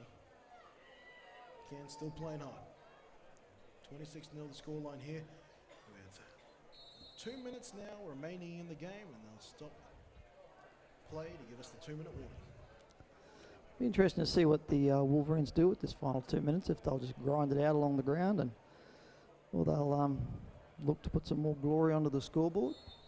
26-0, they'll be pretty happy with that scoreline. Wolverines have gone back into the huddle despite already having a play called. I don't know why they just didn't run it. I'm not quite sure, maybe they're just checking that everyone heard it properly. 2 Change the minutes snap remaining count. here in the Reef Bowl. 2 minutes remaining in this game. Wolverines in possession. Short pass here. They're still passing with 2 Nice minutes to catch. go. It is caught there, I think, by Hooper. No, it isn't. It's Speedy Smurf Kaepernick. So it looks like they are going for more points, Ken. Well, I think this is also their situation, what they deem safe football. Yeah, true. It's a nice catch, nice pass. As I said, that's almost dry weather football on what should be pretty still slick out there. Ball looks pretty shiny. They've been rotating between 3 footballs. They're trying their best to give them a dry football. Gone are the days of going into the game with 2 dodgy balls to start with. Thank goodness. If I had a nickel. First down and 10. They're still passing the Wolverines, and this will be well and truly incomplete. There's a flag, Thrown by the umpire and the head referee.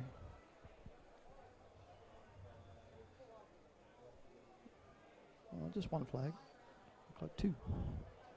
This flag stretching out this final quarter to extended period almost. I'm pretty impressed by the flag throwing tonight, Ken. They've got good distance, good air.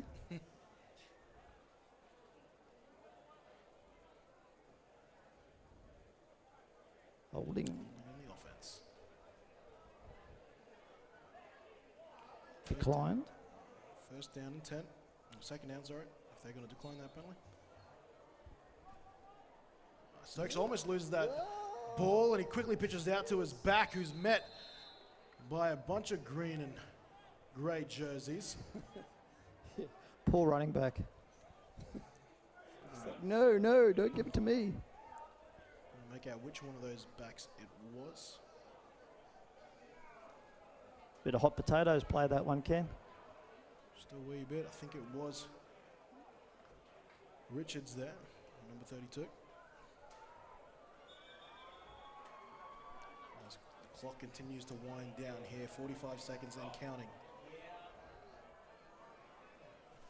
Maybe hold the thought on that counting as we're getting the clock up to date here in the booth.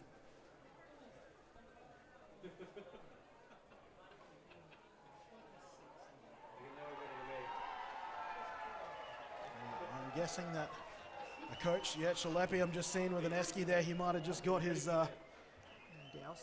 dousing there, his Gatorade shower or his ice bath.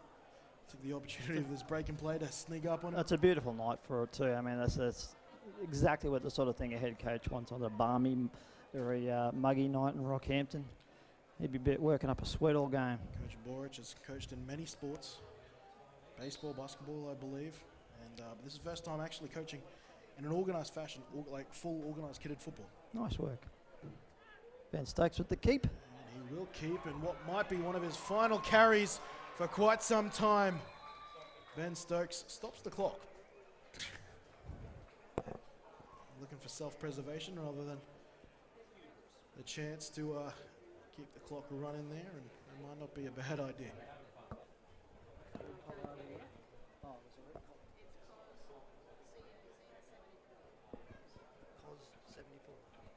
We've got a red ute currently blocking in one of our patrons, COZ74, registration COZ74. It's a red ute. Could you please move that now so we can unblock this lady's progress out of the ground? Thank you. COZ74, a red ute. Good job, JF. First down and 10, and looks like we're in victory formation here. And Ben Stokes taking the knee here, and that should restart our clock. Or not.